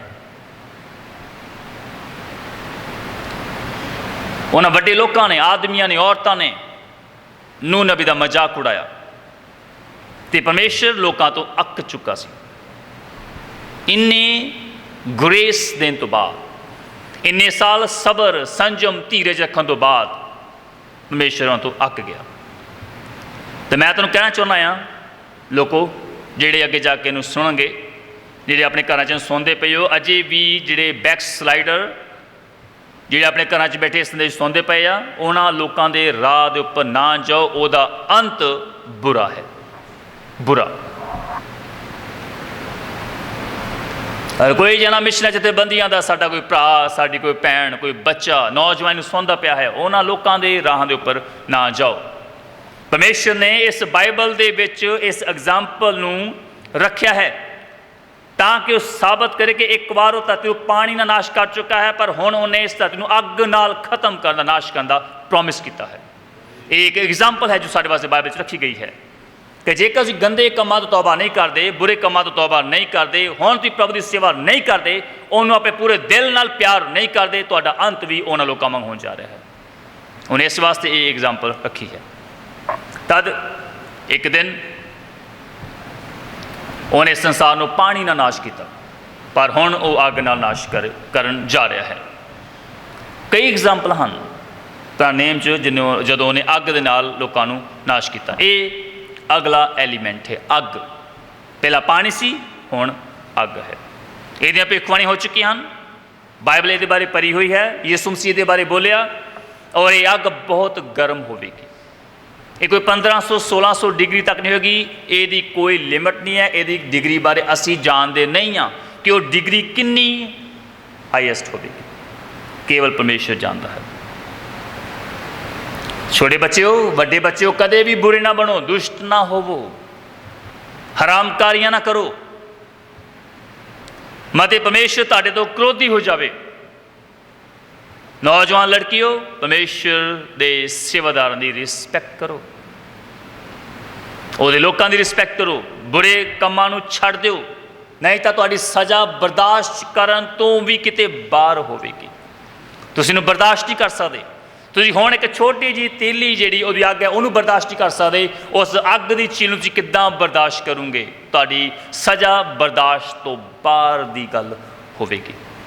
ਔਰ ਯਿਸੂ ਮਸੀਹ ਨੇ ਦਾ ਵਰਣਨ ਕੀਤਾ ਆ, ਉੱਥੇ ਰੋਣਾ, ਕੁਰਲਾਉਣਾ ਤੇ ਦੰਦਾਂ ਦਾ ਪੀਸਣਾ ਹੋਵੇਗਾ। ਤੁਸੀਂ ਆਪਣੇ ਦੰਦ ਪੀਸੋਗੇ, ਦੰਦ। ਆਓ ਅਸੀਂ ਪਰਮੇਸ਼ਰ ਦੀ ਰਿਸਪੈਕਟ ਕਰੀਏ, ਉਹਦਾ ਆਦਰ ਕਰੀਏ। ਉਹਨਾਂ ਲੋਕਾਂ ਨੇ ਨੂਹ ਦੇ ਦਿਨੀ ਪਰਮੇਸ਼ਰ ਦੇ ਬੰਦੇ ਦੀ, ਉਹਦੇ ਨਬੀ ਦੀ ਡਿਸਰਿਸਪੈਕਟ ਕੀਤੀ, ਉਹਦਾ ਮਜ਼ਾਕ ਉਡਾਇਆ, ਉਹਨੂੰ ਭੱਦੇ ਸ਼ਬਦ ਬੋਲੇ। ਪਰ ਜਦੋਂ ਸਜ਼ਾ ਆਈ, ਪਨਿਸ਼ਮੈਂਟ ਆਈ, ਕੀ ਉਹ ਰੋਏ ਨਹੀਂ ਹੋਣਗੇ? ਕੀ ਉਹ ਕੁਰਲਾਏ ਨਹੀਂ ਹੋਣਗੇ? ਕੀ ਉਹਨਾਂ ਨੇ ਦੰਦ ਨਹੀਂ ਪੀਸੇ ਹੋਣਗੇ? ਕੀ ਉਹਨਾਂ ਕੋਈ ਖੁਸ਼ੀ ਮਨਾਈ ਹੋਏਗੀ? ਨਹੀਂ, ਉਹ ਰੋਏ, ਕੁਰਲਾਏ, ਉਹਨਾਂ ਨੇ ਦੰਦ ਪੀਸੇ। ਇਹ ਉਹਨਾਂ ਦੀ ਸਜ਼ਾ ਦਾ ਦਿਨ ਸੀ। ਉਹਨਾਂ ਨੇ ਨੂਹ ਨਬੀ ਨੂੰ ਰੱਦ ਕੀਤਾ, ਪਰਮੇਸ਼ਰ ਦੇ ਉਸ ਇੰਤਜ਼ਾਮ ਨੂੰ ਠੁਕਰਾਇਆ। ਇਹ ਉਹਨਾਂ ਦੀ ਸਜ਼ਾ ਦਾ ਦਿਨ ਸੀ, ਪੇ ਡੇ ਸੀ, ਜਦੋਂ ਉਹਨਾਂ ਨੂੰ ਆਪਣੀ ਜੋ ਇਹਨਾਂ ਨੇ ਮਿਹਨਤ ਕੀਤੀ, ਜੋ ਕੰਮ ਕੀਤਾ, ਉਹਦੇ ਉਹਨਾਂ ਨੂੰ ਫਲ ਮਿਲਿਆ। ਇੱਕ ਹੋਰ ਆਖਰੀ ਪੇ ਡੇ ਇਸ ਮਨੁੱਖ ਜਾਤ ਲਈ ਆ ਰਿਹਾ ਹੈ, ਜੋ ਅੱਗ ਦੀ ਗੰਧਕ ਦੀ ਝੀਲ ਹੋਵੇਗਾ। ਨਰਕ ਇੱਕ ਬਹੁਤ ਭਿਅੰਕਰ ਜਗ੍ਹਾ ਹੈ ਦੋਸਤ, ਅਸੀਂ ਇਹਦੇ ਬਾਰੇ ਪਹਿਲਾਂ ਸੁਣ ਚੁੱਕੇ ਹਾਂ। ਜਦੋਂ ਉਹਨਾਂ ਨੇ ਨਰਕ ਦੇ ਵਿੱਚ ਜਦੋਂ ਉਹਨਾਂ ਨੇ ਐਂਟਰੀ ਕੀਤੀ, ਦਾਖਲ ਹੋਏ, ਬਦਰੂਆਂ ਉਹਨਾਂ ਨੂੰ ਫੜ ਕੇ ਖਿੱਚ ਲਿਆ ਔਰ ਬਦਰੂਆਂ ਉਹਨਾਂ ਨੂੰ ਅੱਜ ਤੱਕ ਸਤਾ ਰਹੀਆਂ ਹਨ, ਨੂਹ ਦੇ ਦਿਨਾਂ ਦੇ ਲੋਕਾਂ ਨੂੰ, ਜਿਨ੍ਹਾਂ ਨੇ ਨੂਹ ਨਬੀ ਨੂੰ ਰੱਦ ਕੀਤਾ। ਸੋਚੋ ਦੇ ਬਾਰੇ ਬੱਚਿਓ, ਕੀ ਤੁਸੀਂ ਉਸ ਰਾਹ ਉੱਪਰ ਜਾਣਾ ਚਾਹੁੰਦੇ ਹੋ ਜਿਸ ਰਾਹ ਦੇ ਉੱਪਰ ਪਹਿਲਾਂ ਲੋਕ ਗਏ? ਨਹੀਂ, ਉਸ ਰਾਹ ਉੱਪਰ ਨਾ ਜਾਓ। ਉਹ ਮੈਂ ਮਾਪਿਆਂ ਨੂੰ ਕਹਾਂਗਾ ਕਿ ਆਪਣੇ ਬੱਚਿਆਂ ਨੂੰ ਪ੍ਰੇ ਕਰਨੀ ਸਿਖਾਓ, ਆਪਣੇ ਬੱਚਿਆਂ ਨੂੰ ਫਾਸਟ ਰੱਖਣਾ ਸਿਖਾਓ। ਜਿਹੜੇ ਵੱਡੇ ਬੱਚੇ ਆ ਫਾਸਟ ਰੱਖ ਸਕਦੇ ਆ, ਚਾਹੇ ਦਿਨ 'ਚ 2 ਘੰਟੇ ਸਹੀ, 3 ਘੰਟੇ ਸਹੀ। ਅਗਲੇ ਦਿਨ ਉਹਨਾਂ ਨੂੰ 1-2 ਘੰਟੇ ਹੋਰ ਉਹਨਾਂ ਨੂੰ ਵਧਾਓ, ਅਗਲੀ ਵਾਰ 2-3 ਘੰਟੇ ਹੋਰ ਵਧਾਓ। ਦੇਖੋ ਕਿ ਉਹ ਕਿੰਨੀ ਦੂਰ ਤੱਕ ਜਾ ਸਕਦੇ ਆ ਤੁਹਾਡੇ ਵੱਡੇ ਬੱਚੇ। ਮੈਂ ਛੋਟੇ ਬੱਚਿਆਂ ਨੂੰ ਫਾਸਟ ਰੱਖਣ ਲਈ ਨਹੀਂ ਕਹਿ ਰਿਹਾ, ਵੱਡੇ ਬੱਚੇ ਹੁਣ ਦੱਸੋ ਕਿ ਤੁਹਾਨੂੰ ਪ੍ਰੇ ਕਰਨੀ ਪੈਣੀ ਹੈ, ਤੁਹਾਨੂੰ ਫਾਸਟ ਰੱਖਣਾ ਪੈਣਾ ਆ, ਤਾਂ ਕਿ ਤੁਸੀਂ ਉਹਨਾਂ ਦੇ ਅੰਦਰਲੀ ਉਸ ਪਾਪ ਦੀ ਭੁੱਖ ਨੂੰ ਥੋੜ੍ਹਾ ਕੁਰੇਦ ਸਕੋ, ਕੰਟਰੋਲ ਵਿੱਚ ਕਰ ਸਕੋ। ਅਤੇ ਜੇਕਰ ਉਹ ਆਪਣੇ ਢਿੱਡ 'ਤੇ ਕੰਟਰੋਲ ਕਰ ਸਕਦੇ ਆ, ਆਪਣੀ ਲਸਟ ਉੱਪਰ ਹੀ ਕੰਟਰੋਲ ਕਰ ਲੈਣਗੇ। ਯਾਦ ਰੱਖੋ, ਉਹਨਾਂ ਦਿਨਾਂ ਦੇ ਅੰਦਰ ਵੱਡੇ ਬੱਚੇ, ਵੱਡੇ ਆਦਮੀ, ਔਰਤਾਂ, ਖੂਬਸੂਰਤ ਔਰਤਾਂ ਇਹ ਗਲਤ ਰਾਹ ਵੱਲ ਚੱਲ ਗਏ, ਪਰਮੇਸ਼ਰ ਨੂੰ ਸ਼ਰਾਪ ਦਿੱਤੇ, ਪਰਮੇਸ਼ਰ ਨੂੰ ਰੱਦ ਕੀਤਾ, ਬਾਈਬਲ ਨੂੰ ਰੱਦ ਕੀਤਾ, ਖੁਸ਼ਖਬਰੀ ਨੂੰ ਰੱਦ ਕੀਤਾ। ਉਹਨਾਂ ਲੋਕਾਂ ਨੇ, ਉਹਨਾਂ ਨੇ ਨੂਹ ਪ੍ਰਚਾਰਕ ਵੱਲ ਕੋਈ ਵੀ ਧਿਆਨ ਨਹੀਂ ਕੀਤਾ। ਪਰ ਮੈਂ ਤੁਹਾਨੂੰ ਕਹਿਣਾ ਚਾਹਾਂਗਾ, ਅੱਜ ਦੇ ਸਮੇਂ ਦੇ ਵਿੱਚ ਜਿਹੜੇ ਬੱਚੇ ਹਨ, ਵੱਡੇ ਬੱਚੇ, ਪ੍ਰਚਾਰਕਾਂ ਨੂੰ ਸੁਣੋ। ਮੈਂ ਤੁਹਾਨੂੰ ਕਹਾਂਗਾ, ਮੈਂ ਔਰਤਾਂ ਨੂੰ ਕਹਿਣਾ ਚਾਹੁੰਦਾ ਹਾਂ, ਪ੍ਰਚਾਰਕਾਂ ਨੂੰ ਸੁਣੋ ਜੋ ਤੁਹਾਨੂੰ ਪਰਮੇਸ਼ਰ ਦਾ ਵਚਨ ਪ੍ਰਚਾਰ ਕਰ ਰਹੇ ਆ, ਪਰਮੇਸ਼ਰ ਦੇ ਸ਼ਬਦ ਲੈ ਕੇ ਤੁਹਾਨੂੰ ਦੱਸਣ ਦੇ, ਇਹਦਾ ਵਿਸ਼ਵਾਸ ਕਰੋ, ਇਹਨੂੰ ਫੋਲੋ ਕਰੋ। ਚਰਚ ਦੇ ਖਿਲਾਫ ਨਾ ਹੋਵੋ, ਨਹੀਂ, ਪਰਮੇਸ਼ਰ ਦੇ ਵਿਰੋਧ ਵਿੱਚ ਨਾ ਹੋਵੋ, ਪਰਮੇਸ਼ਰ ਦੇ ਪ੍ਰਚਾਰਕਾਂ ਦੇ ਵਿਰੋਧ ਵਿੱਚ ਖੜੇ ਨਾ ਹੋਵੋ ਜਿਹੜੇ ਪਰਮੇਸ਼ਰ ਦੇ ਵੱਲੋਂ ਭੇਜੇ ਗਏ ਆ ਔਰ ਠਹਿਰਾਏ ਗਏ ਹਨ। ਬਾਹਰ ਕਿਸੇ ਵੀ ਵਿਆਹੇ ਹੋਏ ਆਦਮੀ ਮਗਰ ਨਾ ਭੱਜੋ। ਔਰਤੋਂ, ਨੌਜਵਾਨ ਲੜਕੀ, ਵਿਆਹੀ ਹੋਈ ਔਰਤ, ਕਦੇ ਵੀ ਕਿਸੇ ਵਿਆਹੇ ਹੋਏ ਆਦਮੀ ਵੱਲ ਨਾ ਭੱਜੋ। ਨਹੀਂ, ਨਾ ਹੀ ਤੁਸੀਂ ਕਿਸੇ ਆਦਮੀਓ, ਕਿਸੇ ਵਿਆਹੀਆਂ ਔਰਤਾਂ ਦੇ ਮਗਰ ਜਾਓ। ਨਹੀਂ, ਨਾ ਹੀ ਬਾਹਰ ਸਦੂਮ ਦੇ ਵਿੱਚ ਲੜਕੀਆਂ ਨੂੰ ਦੇਖੋ। ਕੇਵਲ ਆਪਣੇ ਬॉयਫ੍ਰੈਂਡ ਵੱਲ ਨਾ ਤੱਕੋ, ਨਹੀਂ, ਅਤੇ ਤੁਸੀਂ ਉਹਦੇ ਕਰਕੇ ਪਰਮੇਸ਼ਰ ਦੇ ਵਚਨ ਨੂੰ ਰੱਦ ਕਰ ਦੇਵੋ ਅਤੇ ਕੰਪਰੋਮਾਈਜ਼ ਕਰੋ, ਤੁਹਾਡੀ ਸਜ਼ਾ ਬਰਦਾਸ਼ਤ ਕਰਨ ਤੋਂ ਬਾਹਰ ਹੋਵੇਗੀ। ਤੁਹਾਡਾ ਇਹ ਆਨੰਦ ਜੋ ਤੁਸੀਂ ਹੁਣ ਸੋਚਦੇ ਪਏ ਹੋ, ਇਹ ਸਾਨੂੰ ਆਨੰਦ ਮਿਲੇਗਾ, ਤੁਸੀਂ ਐਸ਼ ਕਰੋਗੇ, ਇਹ ਛਿਣ ਭਰਦਾ ਹੈ, ਥੋੜ੍ਹੇ ਸਮੇਂ ਦੇ ਲਈ ਹੈ, ਪਰ ਉਹ ਸਜ਼ਾ ਬਰਦਾਸ਼ਤ ਤੋਂ ਬਾਹਰ ਦੀ ਹੋਵੇਗੀ। ਸਾਰਾ ਕੁਛ ਨੂਹ ਦੇ ਦਿਨਾਂ ਅੰਦਰ ਵਾਪਰਨ ਡਿਆ ਸੀ। ਅਗਰ ਤੁਸੀਂ ਉਹ ਕੰਮ ਕਰੋਗੇ ਤਾਂ ਗਵਾਚ ਜਾਓਗੇ, ਪਰਮੇਸ਼ਰ ਤੁਹਾਨੂੰ ਨਾਸ਼ ਕਰੇਗਾ। ਪਰਮੇਸ਼ਰ ਨੇ ਮਨੁੱਖ ਜਾਤ ਨੂੰ ਪਾਣੀ ਨਾਲ ਨਾਸ਼ ਕੀਤਾ, ਪਰ ਹੁਣ ਉਹਨੇ ਅੱਗ ਨਾਲ ਸਾੜਨ ਦਾ ਪ੍ਰੋਮਿਸ ਕੀਤਾ ਹੈ। ਉਧਰ ਨਾ ਜਾਓ। ਯਿਸੂ ਮਸੀਹ ਨੇ ਉਸ ਸਜ਼ਾ ਦਾ ਵਰਣਨ ਕੀਤਾ ਹੈ, ਪਰ ਉਹ ਡਿਗਰੀ ਉਹਨੇ ਐਕਸਪਲੇਨ ਨਹੀਂ ਕੀਤੀ। ਮੈਂ ਇਹਦੇ ਬਾਰੇ ਦੱਸ ਨਹੀਂ ਸਕਦਾ, ਨਹੀਂ, ਮੈਂ ਤੁਹਾਨੂੰ ਈਵਨ ਗੈਸ ਕਰਕੇ ਦੱਸ ਨਹੀਂ ਸਕਦਾ ਕਿ ਇਹ ਇੰਨੀ ਕੁ ਲੱਖਾਂ ਜਾਂ ਕਰੋੜਾਂ ਡਿਗਰੀ ਹੋਏਗੀ, ਮੈਂ ਤੁਹਾਨੂੰ ਦੱਸ ਨਹੀਂ ਸਕਦਾ, ਨਹੀਂ। ਪਰ ਅੱਗ ਹੀ ਕਿਉਂ? ਅੱਗ ਹੀ ਕਿਉਂ? ਵਾਈ ਪਰਮੇਸ਼ਰ ਨੇ ਅੱਗ ਨੂੰ ਹੀ ਕਿਉਂ ਚੁਣਿਆ ਕਿ ਮਨੁੱਖ ਜਾਤ ਨੂੰ ਹੁਣ ਪਨਿਸ਼ਮੈਂਟ ਦੇਵੇ? ਵਾਈ ਅੱਗ ਕਿਉਂ? ਪਾਣੀ ਕਿਉਂ ਨਹੀਂ? ਉੱਥੇ ਇੱਕ ਵੱਡਾ ਕਾਰਨ ਹੈ, ਔਰ ਮੈਂ ਤੁਹਾਨੂੰ ਇਹਦੇ ਬਾਰੇ ਦੱਸਾਂਗਾ, ਅਗਰ ਹੁਣ ਨਹੀਂ ਤਾਂ ਮੈਂ ਅਗਲੇ ਸੰਦੇਸ਼ ਦੱਸਾਂਗਾ। ਪਰ ਅੱਗ ਉਹ ਮਹਾਨ ਸਜ਼ਾ ਹੈ ਜਿਹਨੂੰ ਇੱਕ ਆਦਮੀ ਹਾਸਲ ਕਰ ਸਕਦਾ ਹੈ। ਅਤੇ ਪਰਮੇਸ਼ਰ ਨੇ ਕਿਉਂ ਇੱਦਾਂ ਦੀ ਸਜ਼ਾ ਨੂੰ ਚੁਣਿਆ ਕਿ ਜਿੱਥੇ ਉਹਨਾਂ ਨੂੰ 1 ਹਫ਼ਤਾ, 2 ਹਫ਼ਤੇ, 10 ਸਾਲ, 50 ਸਾਲ ਜਾਂ 10 ਲੱਖ ਸਾਲ ਸੜਨ ਨੂੰ ਲੱਗਣਗੇ, ਪਰਮੇਸ਼ਰ ਨੇ ਕਿਉਂ ਇੱਦਾਂ ਦੀ ਪਨਿਸ਼ਮੈਂਟ ਨੂੰ ਚੁਣਿਆ? ਇਹਦੇ ਬਾਰੇ ਅਸੀਂ ਅੱਗੇ ਜਾ ਕੇ ਸੁਣਾਂਗੇ। ਜਿਹੜਾ ਦੁਸ਼ਟਪਣਾ ਕਰਦਾ ਆ, ਭਲਾ ਕੰਮ ਕਰਨਾ ਜਾਣਦਾ ਪਰ ਨਹੀਂ ਕਰਦਾ, ਉਹ ਜ਼ਿਆਦਾ ਮਾਰ ਖਾਵੇਗਾ। ਹੁਣ ਜ਼ਿਆਦਾ ਮਾਰ ਪੈਣ ਜਾ ਰਹੀ ਹੈ। ਹੁਣ ਸਾਡੇ ਕੋਲ ਇੱਥੇ ਇੱਕ ਐਗਜ਼ਾਮਪਲ ਹੈ। ਮੈਂ ਇਹਨੂੰ ਭੁਲਾਉਣਾ ਨਹੀਂ ਚਾਹੁੰਦਾ, ਤੁਸੀਂ ਇਹਨੂੰ ਭੁਲਾਉਣਾ ਨਹੀਂ ਚਾਹੁੰਦੇ। ਨੂਹ ਦੇ ਦਿਨਾਂ 'ਚ ਕੇਵਲ 8 ਲੋਕ ਸਨ ਜਿਹੜੇ ਬਚਾਏ ਗਏ, ਕੇਵਲ 8 ਲੋਕ। ਉਹ ਉਸ ਵੱਡੇ ਸ਼ਿਪ ਦੇ ਅੰਦਰ ਚਲੇ ਗਏ। ਨੂਹ ਨੇ ਆਖਿਆ ਕਿ ਕਿਸ਼ਤੀ ਅੰਦਰ ਆ ਜਾਓ, ਤੁਸੀਂ ਬਚਾਏ ਜਾਓ, ਆਪਣੇ ਆਪ ਨੂੰ ਬਚਾਓ, ਵੱਡਾ ਹੜ੍ਹ ਆ ਰਿਹਾ ਹੈ, ਫਲੱਡ ਇਜ਼ ਕਮਿੰਗ, ਕਿਸ਼ਤੀ ਅੰਦਰ ਆ ਜਾਓ। ਜਿਹੜਾ ਵੀ ਕੋਈ ਕਿਸ਼ਤੀ ਅੰਦਰ ਨਹੀਂ ਆਵੇਗਾ ਉਹ ਨਾਸ਼ ਹੋ ਜਾਵੇਗਾ। ਲੋਕਾਂ ਨੇ ਪਰ ਉਹਦਾ ਮਜ਼ਾਕ ਉਡਾਇਆ। ਉਹਨੇ ਕਿਹਾ ਕਿ ਪਰਮੇਸ਼ਰ ਪੂਰੀ ਧਰਤੀ ਨੂੰ ਹੁਣ ਪਾਣੀ ਦੇ ਨਾਲ ਢਕਣ ਜਾ ਰਿਹਾ ਹੈ, ਪੂਰੀ ਧਰਤੀ ਨੂੰ, ਹਰ ਚੀਜ਼, ਪਹਾੜ। ਅਤੇ ਜਦੋਂ ਮੀਂਹ ਪੈਣਾ ਸ਼ੁਰੂ ਹੋਇਆ, ਉਹਨੇ ਪਾਣੀ ਨੇ ਪਹਾੜਾਂ ਤੱਕ ਨੂੰ ਢੱਕ ਲਿਆ, ਹਰ ਇੱਕ ਘਰ ਨੂੰ ਢੱਕ ਲਿਆ। ਤੁਸੀਂ ਕਹੋਗੇ ਪ੍ਰਚਾਰਕ ਮੈਂ ਸਟੋਰੀ ਪਹਿਲਾਂ ਸੁਣੀ ਹੋਈ ਹੈ, ਦੁਬਾਰਾ ਫਿਰ ਸੁਣੋ। ਤੇ ਕਿਉਂਕਿ ਮੈਨੂੰ ਬਾਰ-ਬਾਰ ਸੁਣਿਆ ਆ, ਮੈਨੂੰ ਬਾਅਦ ਵਿੱਚ ਪੜ੍ਹਿਆ, ਮੈਂ ਇਹਦੀ ਬਹੁਤ ਸਾਰੀਆਂ ਵੀਡੀਓਜ਼ ਦੇਖੀਆਂ ਨੂਹ ਤੇ ਉਹਦੀ ਜਲ ਪਰਲੋ। ਪਰ ਮੈਂ ਤੈਨੂੰ ਅਜੇ ਇਨਕਰੇਜ ਕਰਦਾ ਹਾਂ ਕਿ ਦੁਬਾਰਾ ਫਿਰ ਇਸ ਸਟੋਰੀ ਨੂੰ ਸੁਣੋ, ਦੁਬਾਰਾ ਫਿਰ ਇਹਨੂੰ ਬਾਈਬਲ 'ਚੋਂ ਪੜ੍ਹੋ, ਪ੍ਰੇ ਕਰੋ ਕਿ ਪ੍ਰਭੂ ਤੁਹਾਨੂੰ ਇਹਦੀ ਅੰਡਰਸਟੈਂਡਿੰਗ ਦੇਵੇ ਕਿ ਉਦੋਂ ਕੀ ਵਾਪਰਿਆ। ਪਰਮੇਸ਼ਰ ਦੀ ਸਜ਼ਾ ਬਹੁਤ ਭਿਅੰਕਰ ਹੈ। ਇਹਦੇ ਬਾਰੇ ਸੋਚਣਾ ਕਿ ਪਰਮੇਸ਼ਰ ਨੇ ਲੋਕਾਂ ਨੂੰ ਉੱਧਰ ਅੰਦਰ ਜਾਣ ਦਿੱਤਾ, ਕੇਵਲ 8 ਲੋਕ ਹੀ ਅੰਦਰ ਗਏ ਔਰ ਹਰੇਕ ਪੰਛੀ ਜਾਨਵਰ ਦਾ ਇੱਕ ਜੋੜਾ। ਸੋਚੋ, ਜਾਨਵਰ ਅੰਦਰ ਚਲੇ ਗਏ ਪਰ ਆਦਮੀ ਬਾਹਰ ਖੜੇ ਰਹੇ। ਜਾਨਵਰਾਂ ਦੇ ਕੋਲ ਆਦਮੀ ਨਾਲੋਂ ਜ਼ਿਆਦਾ ਸੈਂਸ ਹੈ। ਨੂਹ ਨਬੀ ਆਪ ਨਹੀਂ ਕਿਹਾ ਕਿ ਜੰਗਲ 'ਚੋਂ ਹਰੇਕ ਨੂੰ ਫੜ ਕੇ ਲੈ ਕੇ ਆਵੇ, ਸ਼ੇਰ ਨੂੰ ਲੈ ਕੇ ਆਵੇ, ਹਾਥੀ ਨੂੰ ਲੈ ਕੇ ਆਵੇ, ਨਹੀਂ, ਜਾਨਵਰਾਂ ਦੇ ਕੋਲ ਇੱਕ ਸੈਂਸ ਸੀ ਤੇ ਉਹ ਆਪ ਹੌਲੀ ਹੌਲੀ ਜੋੜਾ ਕਰਕੇ ਕਿਸ਼ਤੀ ਨੂੰ ਦਾਖਲ ਹੋ ਗਏ। ਪਰ ਆਦਮੀ, ਦੁਸ਼ਟ ਔਰਤਾਂ ਇੱਕ ਕਿਸ਼ਤੀ ਦੇ ਬਾਹਰ ਖੜੇ ਰਹੇ। ਕਈ ਨੇ ਕਿਹਾ ਕਿ ਅਸੀਂ ਦੇਖਦੇ ਹਾਂ ਇਸ ਨੂਹ ਨਬੀ ਨੂੰ ਕਿ ਕਿੱਥੋਂ ਪਾਣੀ ਆਉਂਦਾ ਹੈ, ਕਿੱਦਾਂ ਇਹ ਕਿਸ਼ਤੀ ਪਾਣੀ ਉੱਪਰ ਚਲਾਵੇਗਾ, ਅਸੀਂ ਕੋਲ ਖੜਾਂਗੇ, ਦੇਖਾਂਗੇ। ਇਹ ਕਹਿ ਰਿਹਾ ਕਿ ਪਾਣੀ ਆ ਰਿਹਾ ਹੈ, ਮੀਂਹ ਆ ਰਿਹਾ ਹੈ। ਤੇ ਜਦੋਂ ਮੀਂਹ ਪੈਣਾ ਸ਼ੁਰੂ ਹੋਇਆ, ਦਰਵਾਜ਼ਾ ਬੰਦ ਹੋ ਚੁੱਕਾ ਇਸ ਤੋਂ ਪਹਿਲਾਂ। ਪਰਮੇਸ਼ਰ ਦੀ ਸਜ਼ਾ ਪਏ ਪੈਣ ਨੂੰ ਬਹੁਤ ਹੀ ਭਿਅੰਕਰ ਹੈ, ਬਹੁਤ ਭਿਅੰਕਰ। ਤੇ ਜਾਣਦੇ ਕੀ ਵਾਪਰਿਆ? ਆਓ ਅਸੀਂ ਦੁਬਾਰਾ ਸਟੋਰੀ ਨੂੰ ਸੁਣੀਏ। ਉਸ ਸਮੇਂ ਮੀਂਹ ਨਹੀਂ ਪੈਂਦਾ ਸੀ, ਧਰਤੀਆਂ ਜ਼ਮੀਨ ਤੋਂ ਭਾਫ ਤਰੇਲ ਪੈਂਦੀ ਸੀ, ਭਾਫ ਉੱਡਦੀ ਸੀ ਅਤੇ ਜ਼ਮੀਨ ਨੂੰ ਸਿੰਜਦੀ ਸੀ। ਮੀਂਹ ਨਹੀਂ ਪੈਂਦਾ ਸੀ। ਪਰ ਇੱਕ ਦਿਨ ਅਚਾਨਕ ਮੀਂਹ ਪੈਣਾ ਸ਼ੁਰੂ ਹੋ ਗਿਆ, ਬਿਜਲੀਆਂ ਗੜਕਣੀਆਂ ਸ਼ੁਰੂ ਹੋ ਗਈਆਂ, ਆਕਾਸ਼ ਬੱਦਲ ਛਾ ਗਏ। ਅਤੇ ਬਾਈਬਲ ਕਹਿੰਦੀ ਹੈ 40 ਦਿਨ 40 ਰਾਤਾਂ ਮੀਂਹ ਪੈਂਦਾ ਰਿਹਾ। ਔਰ ਬਾਈਬਲ ਅੱਗੇ ਇਹ ਵੀ ਕਹਿੰਦੀ ਹੈ ਕਿ ਆਕਾਸ਼ ਦੇ ਝਰੋਖੇ ਖੁੱਲ੍ਹ ਗਏ, ਮੋਹਲੇਧਾਰ ਮੀਂਹ ਪੈਣਾ ਸ਼ੁਰੂ ਹੋ ਗਿਆ। ਮੀਂਹ ਨੇ ਘਰਾਂ ਨੂੰ ਭਰ ਦਿੱਤਾ, ਘਰ ਡੁੱਬਣੇ ਸ਼ੁਰੂ ਹੋ ਗਏ। ਉਹਨੇ ਘਰਾਂ ਨੂੰ ਢੱਕਣਾ ਸ਼ੁਰੂ ਕਰ ਦਿੱਤਾ, ਲੋਕਾਂ ਨੂੰ ਡੁਬੋਣਾ ਸ਼ੁਰੂ ਕਰ ਦਿੱਤਾ। ਨਦੀਆਂ ਇਹ ਪਾਣੀ ਨਾਲ ਭਰ ਗਈਆਂ, ਉਛਲ ਰਹੀਆਂ ਸਨ, ਖਤਰੇ ਦੇ ਨਿਸ਼ਾਨ ਤੋਂ ਉੱਪਰ ਵਹਿ ਰਹੀਆਂ ਸਨ। ਜੇਕਰ ਉਹਨਾਂ ਨੇ ਕੋਈ ਖਤਰੇ ਦਾ ਨਿਸ਼ਾਨ ਲਗਾਇਆ ਹੋਵੇਗਾ, ਮੈਨੂੰ ਡਾਊਟ ਹੈ, ਕਿਉਂਕਿ ਉਸ ਸਮੇਂ ਮੀਂਹ ਨਹੀਂ ਪੈਂਦਾ ਸੀ। ਨਹੀਂ, ਸਭ ਕੁਝ ਅਸਤ ਵਿਅਸਤ ਹੋ ਗਿਆ ਔਰ ਇੱਕ ਭਿਅੰਕਰ ਸਮਾਂ ਸੀ, ਭਿਅੰਕਰ ਸਮਾਂ। ਲੋਕਾਂ ਨੇ ਮਿਹਨਤਾਂ ਕਰਨੀ ਸ਼ੁਰੂ ਕਰ ਦਿੱਤੀਆਂ, ਰੋਣਾ ਸ਼ੁਰੂ ਕਰ ਦਿੱਤਾ, ਕਿਸ਼ਤੀ ਵੱਲ ਦੌੜਨਾ ਸ਼ੁਰੂ ਕਰ ਦਿੱਤਾ। ਦੋਸਤੋ, ਉਸ ਸਮੇਂ ਧਰਤੀ ਇੱਕ ਸੀ, ਟਾਪੂ ਨਹੀਂ ਸਨ। ਸੋਚੋ ਕਿੰਨੇ ਲੋਕ ਕਿਸ਼ਤੀ ਵੱਲ ਦੌੜੇ ਹੋਣਗੇ, ਕਿੰਨੇ ਲੋਕ, ਇਹਦੀ ਕਲਪਨਾ ਕਰੋ। ਲੱਖਾਂ ਕਰੋੜਾਂ ਬੱਚੇ ਆਪਣੇ ਮਾਂ ਪਿਓ ਦੀਆਂ ਮਿਹਨਤਾਂ ਕਰ ਰਹੇ ਆ। ਮੰਮੀ ਡੈਡੀ, ਨੂਹ ਨਬੀ ਨੂੰ ਗੱਲ ਕਰੋ, ਉਹਦੀ ਰਿਕੁਐਸਟ ਕਰੋ, ਕੋ ਮਾਫੀ ਮੰਗ ਲਓ, ਰਿਪੈਂਟ ਕਰੋ ਕਿ ਸਾਨੂੰ ਇਹ ਬਚਾ ਲਵੇ। ਬੱਚੇ ਰੋਣ ਦੇ, ਗਿੜਗੜਾਉਣ ਡਏ ਆ ਕਿ ਅਸੀਂ ਕਿਸ਼ਤੀ ਅੰਦਰ ਜਾਂਦੇ ਹਾਂ, ਮੀਂਹ ਪੈਣਾ ਸ਼ੁਰੂ ਹੋ ਗਿਆ, ਉਹਨੇ ਘਰ ਡੁੱਬਣੇ ਸ਼ੁਰੂ ਹੋ ਗਏ, ਦੌੜੇ। ਕਈਆਂ ਨੇ ਪਹਾੜਾਂ ਦੇ ਵੱਲ ਦੌੜਨਾ ਸ਼ੁਰੂ ਕਰ ਦਿੱਤਾ। ਪਾਣੀ ਦਾ ਲੈਵਲ ਵਧੀ ਜਾ ਰਿਹਾ ਸੀ। ਪਰ ਬਾਈਬਲ ਕਹਿੰਦੀ ਹੈ ਪਾਣੀ ਪਹਾੜਾਂ ਤੋਂ ਵੀ 15 ਹੱਥ ਉੱਚਾ ਚਲਾ ਗਿਆ। ਲੋਕ ਪਹਾੜ ਦੇ ਉੱਪਰ ਚੜ੍ਹ ਨਹੀਂ ਸਕੇ। ਹੁਣ ਤੁਸੀਂ ਉਹਨਾਂ ਦੇ ਰੋਣ ਦੀ, ਕੁਰਲਾਉਣ ਦੀ, ਕਰੋੜਾਂ ਲੋਕਾਂ ਦੀ ਦੰਦ ਪੀਸਣ ਦੀ ਕਲਪਨਾ ਵੀ ਨਹੀਂ ਕਰ ਸਕਦੇ। ਨਹੀਂ, ਸੋਚੋ, ਆਪਣੇ ਦਿਮਾਗ ਦੇ ਵਿੱਚ ਉਹਨੂੰ ਇਸਤੇਮਾਲ ਕਰੋ, ਥੋੜ੍ਹੀ ਕੋਸ਼ਿਸ਼ ਕਰੋ ਕਿੱਦਾਂ ਦਾ ਸਮਾਂ ਹੋਵੇਗਾ, ਕਿੱਦਾਂ ਲੋਕ ਕਰਨਗੇ। ਅਤੇ ਅੱਜ ਉਹਨੂੰ ਕੰਪੇਅਰ ਕਰੋ ਅੱਗ ਦੇ ਨਾਲ, ਕਿੱਦਾਂ ਲੋਕ ਬਚਣਗੇ, ਕਿੱਦਾਂ।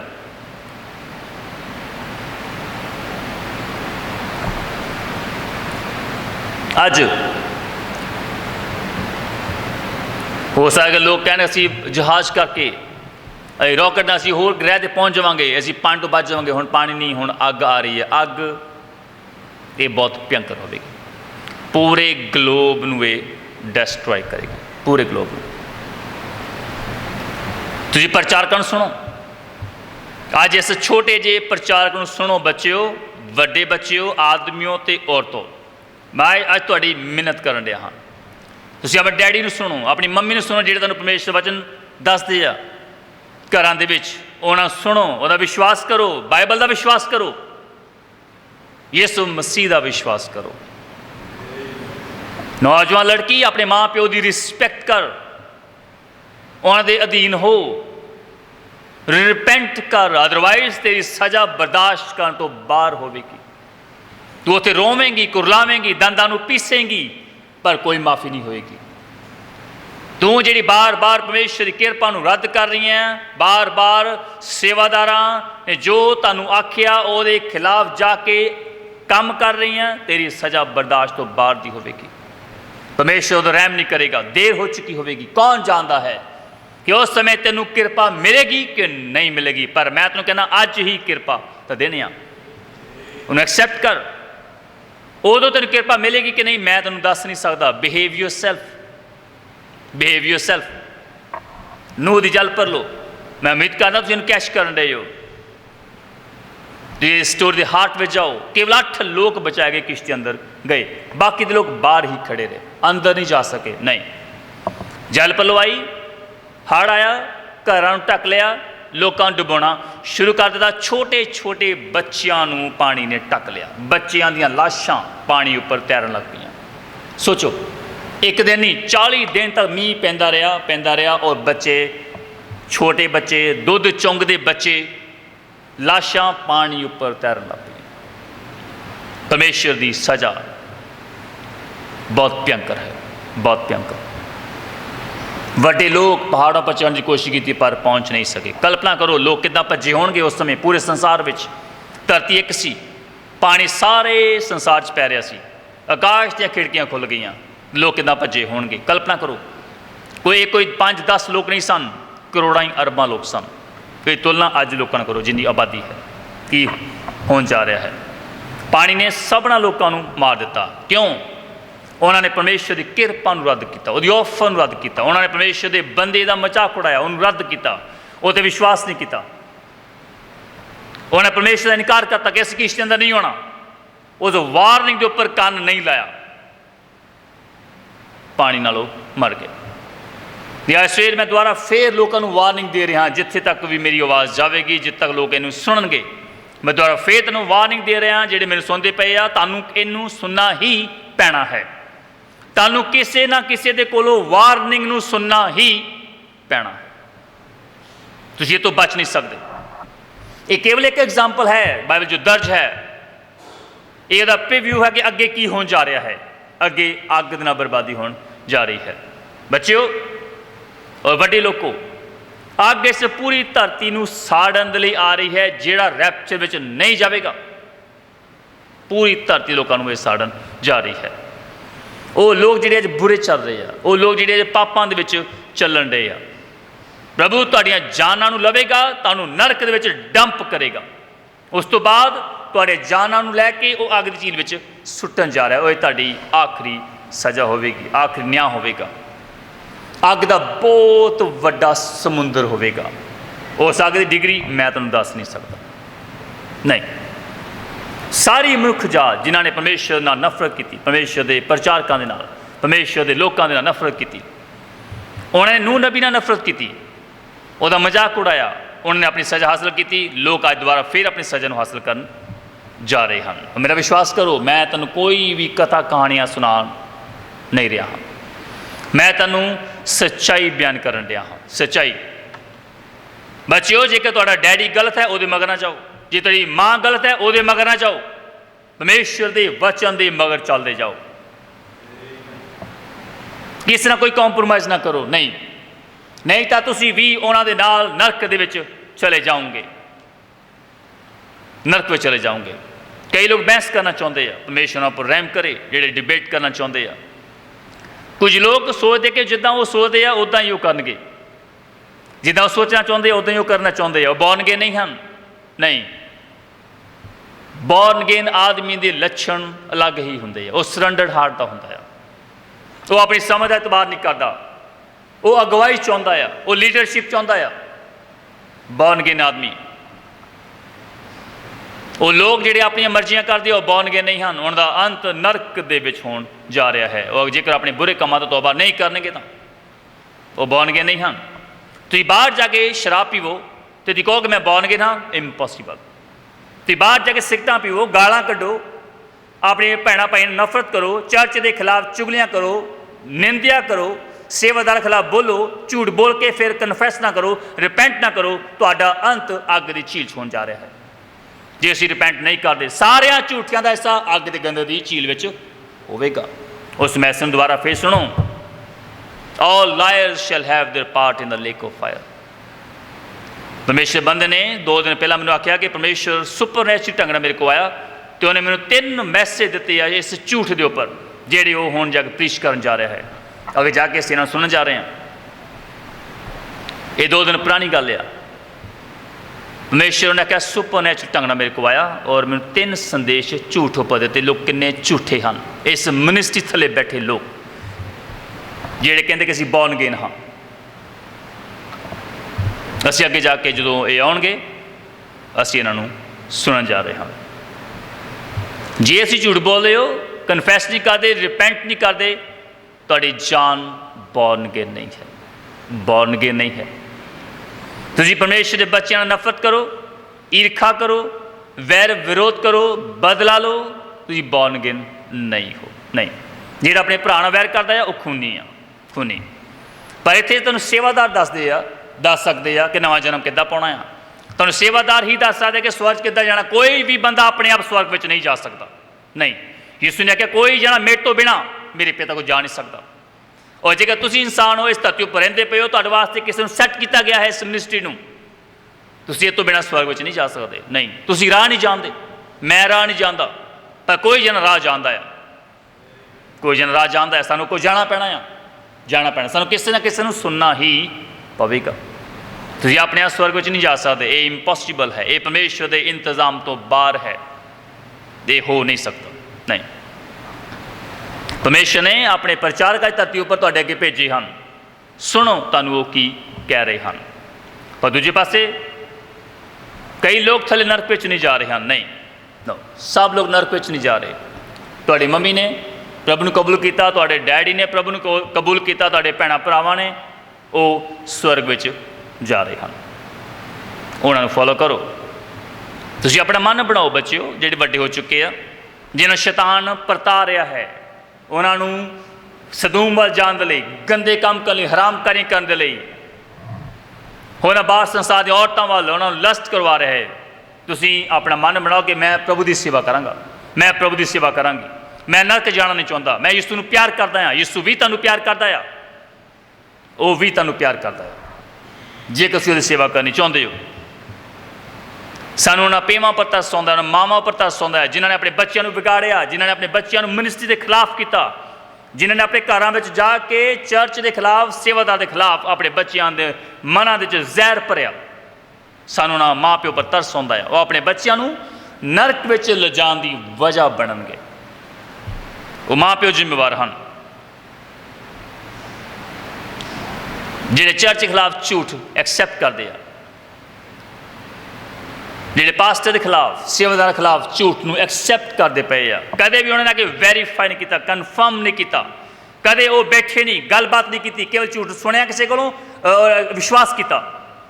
ਸ਼ੈਤਾਨ ਤੁਹਾਡੀ ਜਾਨ ਦੇ ਮਗਰ ਆ। ਮਗਰ ਤੁਹਾਡੇ ਮਾਂ ਪਿਓ ਨੂੰ, ਤੁਹਾਡੇ ਭੈਣਾਂ ਭਰਾਵਾਂ ਨੂੰ ਜਿਹੜੇ ਝੂਠ ਬੋਲਦੇ ਆ, ਪਰਮੇਸ਼ਰ ਨਰਕ ਵਿੱਚ ਭੇਜੇਗਾ, ਨਰਕ ਦੇ ਵਿੱਚ, ਜੇਕਰ ਉਹ ਕਨਫੈਸ ਨਹੀਂ ਕਰਨਗੇ। ਉਹੀ ਹੈ ਜੋ ਵਾਪਰਿਆ ਹੈ, ਉਹੀ ਹੈ ਜੋ ਵਾਪਰਨ ਜਾ ਰਿਹਾ ਹੈ। ਔਰ ਪਰਮੇਸ਼ਰ ਬੱਚਿਓ ਤੁਹਾਡੇ ਉੱਪਰ ਰਹਿਮ ਕਰਨ ਦੀ ਕੋਸ਼ਿਸ਼ ਕਰਨ ਰਿਹਾ ਹੈ, ਤੁਹਾਨੂੰ ਬਚਾਉਣ ਦੀ ਕੋਸ਼ਿਸ਼ ਕਰਨ ਰਿਹਾ ਹੈ।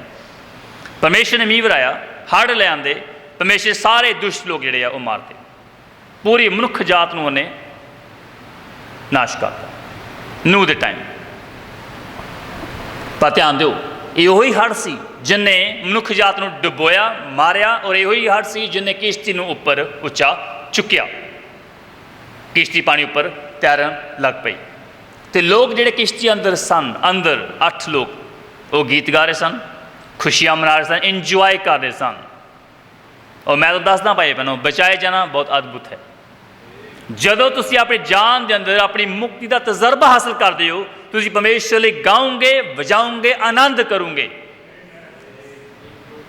ਆਨੰਦ ਕਰੋਗੇ ਆਪਣੀ ਮੁਕਤੀ ਦੇ ਲਈ ਜੋ ਤੁਹਾਨੂੰ ਤੁਹਾਡੀ ਜਾਨ 'ਚ ਮਿਲੀ ਹੈ। ਜਦੋਂ ਪਰਮੇਸ਼ਰ ਇਸ ਸੰਸਾਰ ਨੂੰ ਅੱਗ ਨਾਲ ਨਾਸ਼ ਕਰੇਗਾ, ਯਾਦ ਰੱਖੋ ਪ੍ਰਭੂ ਤੁਹਾਨੂੰ ਬਚਾਵੇਗਾ। ਜਿਨ੍ਹਾਂ ਨੇ ਪ੍ਰਭੂ ਨੂੰ ਕਬੂਲ ਕੀਤਾ, ਉਹਦੇ ਸੰਦੇਸ਼ ਨੂੰ ਕਬੂਲ ਕੀਤਾ, ਜਿਹੜਾ ਏਲੀਆ ਨਬੀ ਦੇ ਦੁਆਰਾ ਅੱਜ ਧਰਤੀ ਉੱਪਰ ਆਇਆ, ਪ੍ਰਭੂ ਤੁਹਾਨੂੰ ਬਚਾਵੇਗਾ। ਡਰੋ ਨਾ, ਘਬਰਾਓ ਨਾ, ਇਹ ਪਰਮੇਸ਼ਰ ਹੈ ਜੋ ਤੁਹਾਨੂੰ ਬਚਾਉਂਦਾ ਹੈ। ਔਰ ਇਹ ਸਾਨੂੰ ਬਚਾਇਆ, ਤੁਹਾਨੂੰ ਬਚਾਇਆ, ਕਿਉਂਕਿ ਤੁਸੀਂ ਪ੍ਰਭੂ ਦੀ ਕਿਰਪਾ ਨੂੰ ਐਕਸੈਪਟ ਕੀਤਾ, ਕਬੂਲ ਕੀਤਾ। ਹੁਣ ਇੱਕ ਪਰਮੇਸ਼ਰ ਹੀ ਹੈ ਜੋ ਸਾਨੂੰ ਅੱਗ ਤੋਂ ਬਚਾ ਸਕਦਾ ਆ, ਅੱਗ ਤੋਂ। ਉਹਨੇ ਸਾਨੂੰ ਪਹਿਲਾਂ ਦੱਸਤਾ ਆ ਕਿ ਕਿੱਦਾਂ ਬਚਣਾ ਹੈ, ਹਾਊ ਟੂ ਬੀ ਸੇਵਡ। ਉਹਨੇ ਸਾਨੂੰ ਪਹਿਲਾਂ ਹੀ ਦੱਸਿਆ ਹੋਇਆ ਹੈ। ਅਤੇ ਤੁਸੀਂ ਪਰਮੇਸ਼ਰ ਦੇ ਉਸ ਇੰਤਜ਼ਾਮ ਨੂੰ ਹੁਣ ਐਕਸੈਪਟ ਕਰੋ ਜਿਨ੍ਹਾਂ ਨੇ ਅਜੇ ਤੱਕ ਵੀ ਕਬੂਲ ਨਹੀਂ ਕੀਤਾ। ਮੈਂ ਸੋਚਦਾ ਸਾਂ ਕਿ ਸਭ ਲੋਕ ਵਿਸ਼ਵਾਸੀ ਆ। ਮੈਂ ਆਪਣੇ ਅੰਤਰਾਤਮਾ ਨੂੰ ਤਸੱਲੀ ਦੇਣ ਦੇ ਲਈ ਇਹ ਸੋਚਦਾ ਰਿਹਾ, ਸੇਵਾ ਦਾ ਸੋਚਦੇ ਰਹੇ ਕਿ ਜਿੰਨੇ ਲੋਕ ਚਰਚ ਆ ਰਹੇ ਆ ਸਾਰੇ ਵਿਸ਼ਵਾਸੀ ਆ, ਪਰ ਮੈਨੂੰ ਇਸ ਫੈਕਟ ਤੱਕ ਵਾਪਸ ਆਉਣਾ ਪੈਣਾ ਆ ਕਿ ਸਭ ਲੋਕ ਵਿਸ਼ਵਾਸੀ ਨਹੀਂ ਹਨ। ਦੇਰ ਆਰ 3 kinds of believers। ਉੱਥੇ 3 ਤਰ੍ਹਾਂ ਦੇ ਵਿਸ਼ਵਾਸੀ ਆ। ਉਹ ਮੈਨੂੰ ਅਫਸੋਸ ਹੈ ਉਹਨਾਂ ਢੋਂਗੀ ਵਿਸ਼ਵਾਸੀਆਂ ਦੇ ਲਈ, ਉਹਨਾਂ ਗੈਰ ਵਿਸ਼ਵਾਸੀਆਂ ਦੇ ਲਈ ਮੈਨੂੰ ਉਹਨਾਂ ਪਰ ਅਫਸੋਸ ਹੈ। ਸੋ ਸੌਂਗ ਲੀਡਰ ਗਾ ਸਕਦੇ ਆ, ਮਿਊਜ਼ੀਸ਼ੀਅਨਸ। ਬਾਕੀ ਦੇ ਸੰਦੇਸ਼ ਨੂੰ ਅਸੀਂ ਅੱਗੇ ਜਾ ਕੇ ਅਗਲੀ ਸਰਵਿਸ ਵੇਖਾਂਗੇ।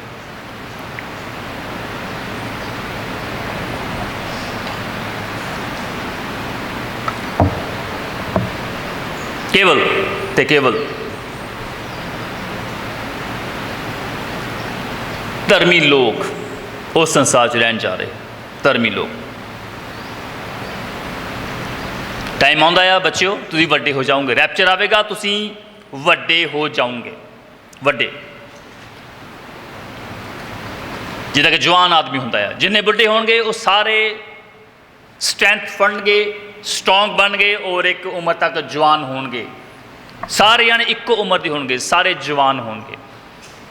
ਉਸ ਸੰਸਾਰ 'ਚ ਕੇਵਲ ਜਵਾਨ ਲੋਕ ਹੀ ਰਹਿਣ ਜਾ ਰਹੇ ਆ। ਉਹ ਤਾਂ ਕੋਈ ਬੁੱਢਾ ਨਹੀਂ ਹੋਵੇਗਾ, ਕੋਈ ਬੱਚਾ ਨਹੀਂ ਹੋਵੇਗਾ। ਅਤੇ ਐਸੇ ਮੈਂ ਤੁਹਾਨੂੰ ਇੱਕ ਸੀਕਰਟ ਦੱਸਦਾ ਹਾਂ, ਸਾਡਾ ਪਰਮੇਸ਼ਵਰ ਇੱਕ ਜਵਾਨ ਆਦਮੀ ਹੈ। ਤੁਸੀਂ ਕੀ ਸੋਚਦੇ ਹੋ ਕਿ ਸਾਡਾ ਕੋਈ ਪਰਮੇਸ਼ਵਰ ਕੋਈ ਬੁੱਢਾ ਪਰਮੇਸ਼ਵਰ ਹੈ ਜਿਹਦੀ ਕੋਈ ਲੰਬੀ ਦਾੜੀ ਹੈ, ਚਿੱਟੇ ਵਾਲ ਆ? ਨਹੀਂ, ਸਾਡਾ ਪਰਮੇਸ਼ਵਰ ਇੱਕ ਜਵਾਨ ਆਦਮੀ ਹੈ। ਜੇਕਰ ਉਹ ਬੁੱਢਾ ਹੁੰਦਾ, ਜੇ ਉਹਦੀ ਵੱਡੀ ਦਾੜੀ ਹੁੰਦੀ, ਚਿੱਟੇ ਵਾਲ ਹੁੰਦੇ, ਤਾਂ ਜਦੋਂ ਉਹਨੇ ਆਦਮ ਬਣਾਇਆ ਸੀ, ਆਦਮ ਵੀ ਬੁੱਢਾ ਹੁੰਦਾ। ਕਿਉਂਕਿ ਉਹਨੇ ਆਖਿਆ ਆਓ ਅਸੀਂ ਆਦਮੀ ਨੂੰ ਆਪਣੇ ਸਰੂਪ 'ਤੇ ਆਪਣੇ ਵਰਗਾ ਬਣਾਏ। ਫਿਰ ਆਦਮ ਵੀ ਬੁੱਢਾ ਹੁੰਦਾ, ਪਰ ਆਦਮ ਜਵਾਨ ਆਦਮੀ ਸੀ। ਸਾਡਾ ਪਰਮੇਸ਼ਰ ਜਵਾਨ ਆਦਮੀ ਹੈ। ਯਿਸੂ ਵੀ ਪਰਮੇਸ਼ਰ ਵਾਂਗ ਵੱਡਾ ਹੈ। ਯਿਸੂ ਆਪਣੇ ਪਿਤਾ ਨੂੰ ਪਿਆਰ ਕਰਦਾ ਆ ਔਰ ਉਹ ਤੁਹਾਨੂੰ ਵੀ ਪਿਆਰ ਕਰਦਾ ਆ। ਅਤੇ ਮੈਨੂੰ ਬੱਚਿਆਂ ਉੱਪਰ ਤਰਸ ਆਉਂਦਾ ਆ, ਉਹਨਾਂ ਬੱਚਿਆਂ ਦੇ ਉੱਪਰ ਜਿਹੜੇ ਆਪਣੇ ਮਾਂ ਪਿਓ ਦੇ ਮਗਰ ਲੱਗ ਕੇ ਉਹਨਾਂ ਦੇ ਗਲਤ ਰਾਹਾਂ ਦੇ ਵਿੱਚ ਚੱਲ ਪਏ ਹਨ। ਕਿੰਨੇ ਲੋਕ ਹਨ ਜਿਹੜੇ ਇਸ ਮਿਨਿਸਟਰੀ ਛੱਡ ਕੇ ਚਲੇ ਗਏ। ਉਹਨਾਂ ਦੇ ਬੱਚੇ ਸਨ, ਉਹ ਆਪਣੇ ਮਾਂ ਪਿਓ ਦੇ ਮਗਰ ਲੱਗੇ ਰਹੇ। ਉਹ ਕਦੇ ਵਚਨ ਦੇ ਮਗਰ ਨਹੀਂ ਗਏ, ਪਰ ਆਪਣੇ ਮਾਂ ਪਿਓ ਦੇ ਨਾਲ ਹੀ ਇਸ ਮਿਨਿਸਟਰੀ ਤੋਂ ਬਾਹਰ ਚਲੇ ਗਏ। ਅੱਜ ਉਹ ਕਿੱਧਰ ਜਾ ਰਹੇ ਆ? ਪਰਮੇਸ਼ਰ ਉਹਨਾਂ ਉੱਪਰ ਰਹਿਮ ਕਰੇ। ਮੈਨੂੰ ਖੁਸ਼ੀ ਨਹੀਂ ਹੈ ਕਿ ਉਹ ਨਰਕ ਚਲੇ ਜਾਣ, ਨਹੀਂ, ਪਰ ਮੇਰੀ ਪ੍ਰਾਰਥਨਾ ਹੈ ਕਿ ਪਰਮੇਸ਼ਰ ਅੱਗੇ ਜਾ ਕੇ ਉਹਨਾਂ ਹੋਸ਼ ਵਿੱਚ ਲੈ ਕੇ ਆਵੇ, ਉਹ ਵਾਪਸ ਮੁੜਨ ਜਿਹੜੇ ਆਪਣੇ ਗਲਤ ਮਾਂ ਪਿਓ ਦੇ ਮਗਰ ਲੱਗ ਕੇ ਚਲੇ ਗਏ, ਛੱਡ ਕੇ ਚਲੇ ਗਏ। ਜਿਨ੍ਹਾਂ ਨੇ ਸੇਵਾਦਾਰਾਂ ਨਾਲ ਲੜਾਈਆਂ ਕੀਤੀਆਂ, ਡੀਕਨਸ ਦੇ ਨਾਲ ਉਹ ਲੜੇ, ਗਲਤ ਰਾਹ ਦੇ ਉੱਪਰ ਚਲੇ, ਸੇਵਾਦਾਰਾਂ ਦੇ ਬਾਰੇ ਬੁਰਾ ਬੋਲਿਆ, ਬੁਰਾਈ ਕੀਤੀ, ਸਾਨੂੰ ਉਹਨਾਂ ਪਰ ਤਰਸ ਆਉਂਦਾ ਆ। ਉਹਦੇ ਮਾਂ ਪਿਓ ਬਣ ਗਏ ਨਹੀਂ ਸਨ। ਅਤੇ ਬੱਚਿਓ, ਅੱਜ ਸਵੇਰੇ ਮੈਂ ਤੁਹਾਨੂੰ ਕਹਿਣਾ ਚਾਹੁੰਦਾ ਹਾਂ, ਜਿਹੜੇ ਇਸ ਮਿਨਿਸਟਰੀ ਥੱਲੇ ਬੈਠੇ ਆ, ਕਦੇ ਵੀ ਆਪਣੇ ਗਲਤ ਮਾਂ ਪਿਓ ਦੇ ਮਗਰ ਨਾ ਜਾਇਓ। ਉਹ ਕੋਈ ਵੀ ਕਿਉਂ ਨਾ, ਕਦੇ ਵੀ ਨਹੀਂ। ਜੇ ਤੁਹਾਡਾ ਡੈਡੀ ਸ਼ਰਾਬ ਪੀਂਦਾ ਆ, ਮਿਨਿਸਟਰੀ ਨੂੰ ਦੀ ਰਿਪੋਰਟ ਕਰੋ, ਦੱਸੋ। ਹੋ ਸਕਦਾ ਉਹਨੂੰ ਹੈਲਪ ਦੀ ਲੋੜ ਹੋਵੇ, ਮਦਦ ਦੀ ਲੋੜ ਹੋਵੇ, ਉਹ ਸ਼ੈਤਾਨ ਦੇ ਜਾਲ 'ਚ ਫਸਿਆ ਹੋਵੇ, ਉਹਦੀ ਰਿਪੋਰਟ ਕਰੋ। ਤੁਹਾਡੀ ਮੰਮੀ ਗਲਤ ਕੰਮ ਕਰਦੀ ਹੈ, ਤੁਹਾਨੂੰ ਪੂਰਾ ਰਾਈਟ ਹੈ ਮਿਨਿਸਟਰੀ ਤੱਕ ਆਉਣ ਦਾ, ਉਹਦੀ ਰਿਪੋਰਟ ਕਰੋ। ਉਹ ਸ਼ਰਾਬ ਪੀ ਕੇ ਸਵਰਗ ਵਿੱਚ ਨਹੀਂ ਜਾਣ ਜਾ ਰਹੇ, ਉਹ ਗਲਤ ਕੰਮ ਕਰਕੇ ਸਵਰਗ ਵਿੱਚ ਨਹੀਂ ਜਾ ਰਹੀਆਂ, ਨਹੀਂ, ਉਹ ਇੱਥੇ ਹੀ ਰਹਿਣ ਜਾ ਰਹੇ ਹਨ।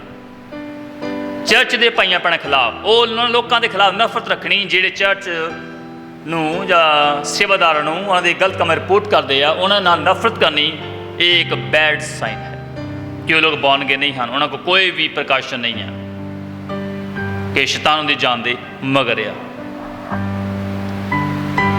ਇੱਦਾਂ ਨਾ ਕਰੋ, ਉਸ ਰਾਹ ਦੇ ਉੱਪਰ ਨਾ ਜਾਓ। ਖਬਰਦਾਰ ਰਹੋ ਹਰ ਇੱਕ ਝੂਠੇ ਮੂੰਹ ਤੋਂ, ਹਰ ਇੱਕ ਝੂਠੀ ਜ਼ੁਬਾਨ ਤੋਂ ਖਬਰਦਾਰ ਰਹੋ। ਸ਼ੈਤਾਨ ਤੁਹਾਡੀ ਜਾਨ ਦੇ ਮਗਰ ਆ। ਮੈਂ ਪਰਵਾਹ ਨਹੀਂ ਕਰਦਾ ਉਹ ਮੇਰੀ ਪਤਨੀ ਹੈ, ਮੇਰੀ ਮਾਂ ਹੈ, ਮੇਰਾ ਪਿਓ ਹੈ, ਮੇਰੇ ਭੈਣ ਭਰਾ ਹਨ, ਮੇਰਾ ਮੁੰਡਾ ਹੈ ਜਾਂ ਮੇਰੀ ਕੁੜੀ ਹੈ, ਮੈਂ ਇਹਦੀ ਪਰਵਾਹ ਨਹੀਂ ਕਰਦਾ। ਅਸੀਂ ਇਹਨਾਂ ਗੱਲਾਂ ਪਰਵਾਹ ਨਹੀਂ ਕਰਦੇ ਹਾਂ ਉਹ ਕੌਣ ਹਨ, ਅਤੇ ਮੈਂ ਇਹਦੀ ਪਰਵਾਹ ਨਹੀਂ ਕਰਦਾ ਕਿ ਇਸ ਚਰਚ ਦੇ ਵਿੱਚ, ਇਸ ਪੰਜਾਬ 'ਚ ਜਿੰਨੇ ਵੀ ਚਰਚ ਸਨ, ਸਾਡੇ ਜਿੰਨੇ ਵਿਸ਼ਵਾਸੀ ਭਾਈ ਭੈਣ, ਉਹ ਕੌਣ ਹਨ। ਜੇ ਉਹ ਗਲਤ ਹਨ ਤਾਂ ਉਹ ਗਲਤ ਹਨ, ਉਹਨਾਂ ਨੂੰ ਤੌਬਾ ਕਰਨ ਦੀ ਲੋੜ ਆ, ਪਛਤਾਪ ਕਰਨ ਦੀ ਲੋੜ ਆ। ਫਿਰ ਵੀ ਮੇਰਾ ਪਿਆਰ ਉਹਨਾਂ ਲਈ ਬਦਲਦਾ ਨਹੀਂ ਹੈ। मैं उन्होंने बदलिया नहीं हाँ कि नहीं तू गलत हो गया तू नरक में चला जाएगा, नहीं, मैं अजे भी उन्होंने प्रे कर रहा, अजे भी मेरे अंदर उन्होंने प्यार है। मैं उन्होंने लोगों को बचे हुए वेखना चाहना हाँ, भावें किन्ने भी गलत क्यों ना हो गए हों जेडे अजे तक इस मिनिस्ट्री थले बैठे आ, भावें गलत आ, मैं अजे भी उन्होंने बचे हुए वेखना चाहना हाँ। तो मेरी कोशिश है, साढ़े सेवादार की कोशिश है कि असी हर एक जान नूं इस मिनिस्ट्री थले बचे हुए वेखना चाहते हैं कि उन्होंने उस राज अंदर दाखल होने दे लई जो कुछ भी कर सकते हैं असीं करने की कोशिश कर रहे हैं कि उस राज अंदर दाखल हो जाए। पर जो वो अपने अंत ते आउंदे आ, वो अंत ते आके इस मैसेज नूं रद्द कर देन, सेवकां दे खिलाफ खड़े हो जान, प्रचारकां दे खिलाफ कुफर बोलन, नफरत नूं उगलन, याद रखो तद उन्हां दा अंत अग दे गंधक दी झील है। वो उत्थे जा रहे आ, सड़न जा रहे आ। ये प्रभु जानता कि किन्ने लखां करोड़ां साल लई सड़नगे, पर जेड़ा ज़्यादा जानदा सी नहीं चलिया ज़्यादा मार खान जा रहा है, ये सज़ा है। जिदा कई लोग इस मिनिस्ट्री तो बाहर चले गए, जिन्होंने डिसमिस किया गया, जिन्होंने कदे भी रिपेंट नहीं किया, पर बाहर जाके इस सेवक के खिलाफ खड़े हो गए, सेवदार खिलाफ, परमेश्वर लोगों के खिलाफ वो खड़े हो गए।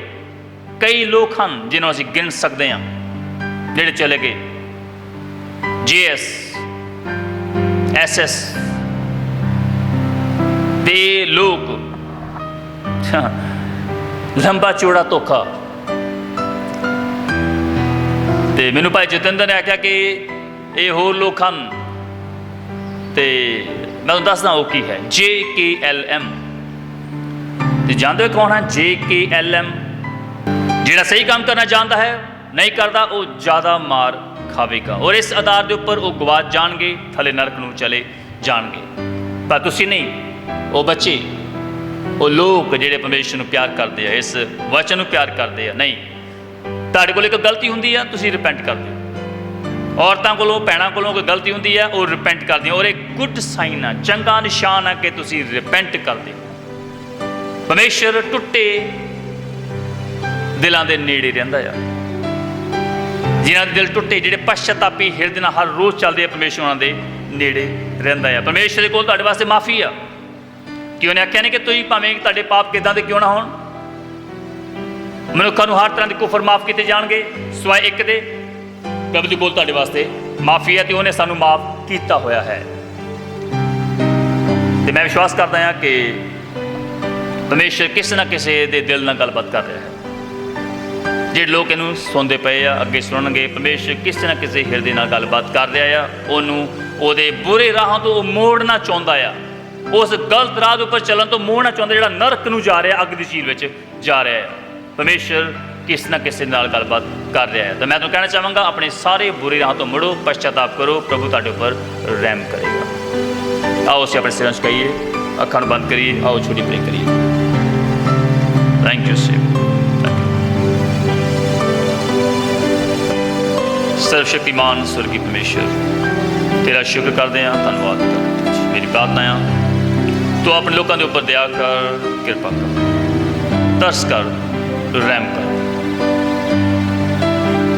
बच्चों के ऊपर दया कर। स्वर्गीय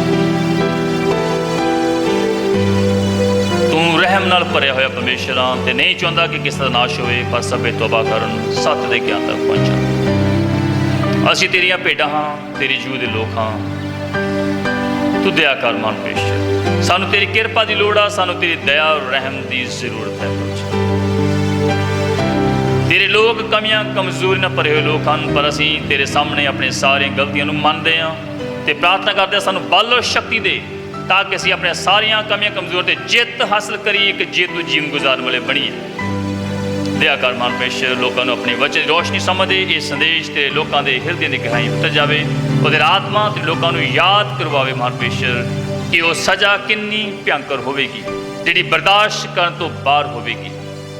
अपने लोगों को बुरी राह तो मोड़ दो। तेरा शुक्र करते हैं, धन्यवाद करते हैं प्रभु जी, और मैं तेरी महिमा करता हाँ, वडियाई करता हाँ। इस संदेश को तेरे लोगों को मैं तेरे हथां सौंपदा हाँ, और इस प्रार्थना बेनती यीशु मसीह का नाम लेके मंगदा हाँ, आमीन।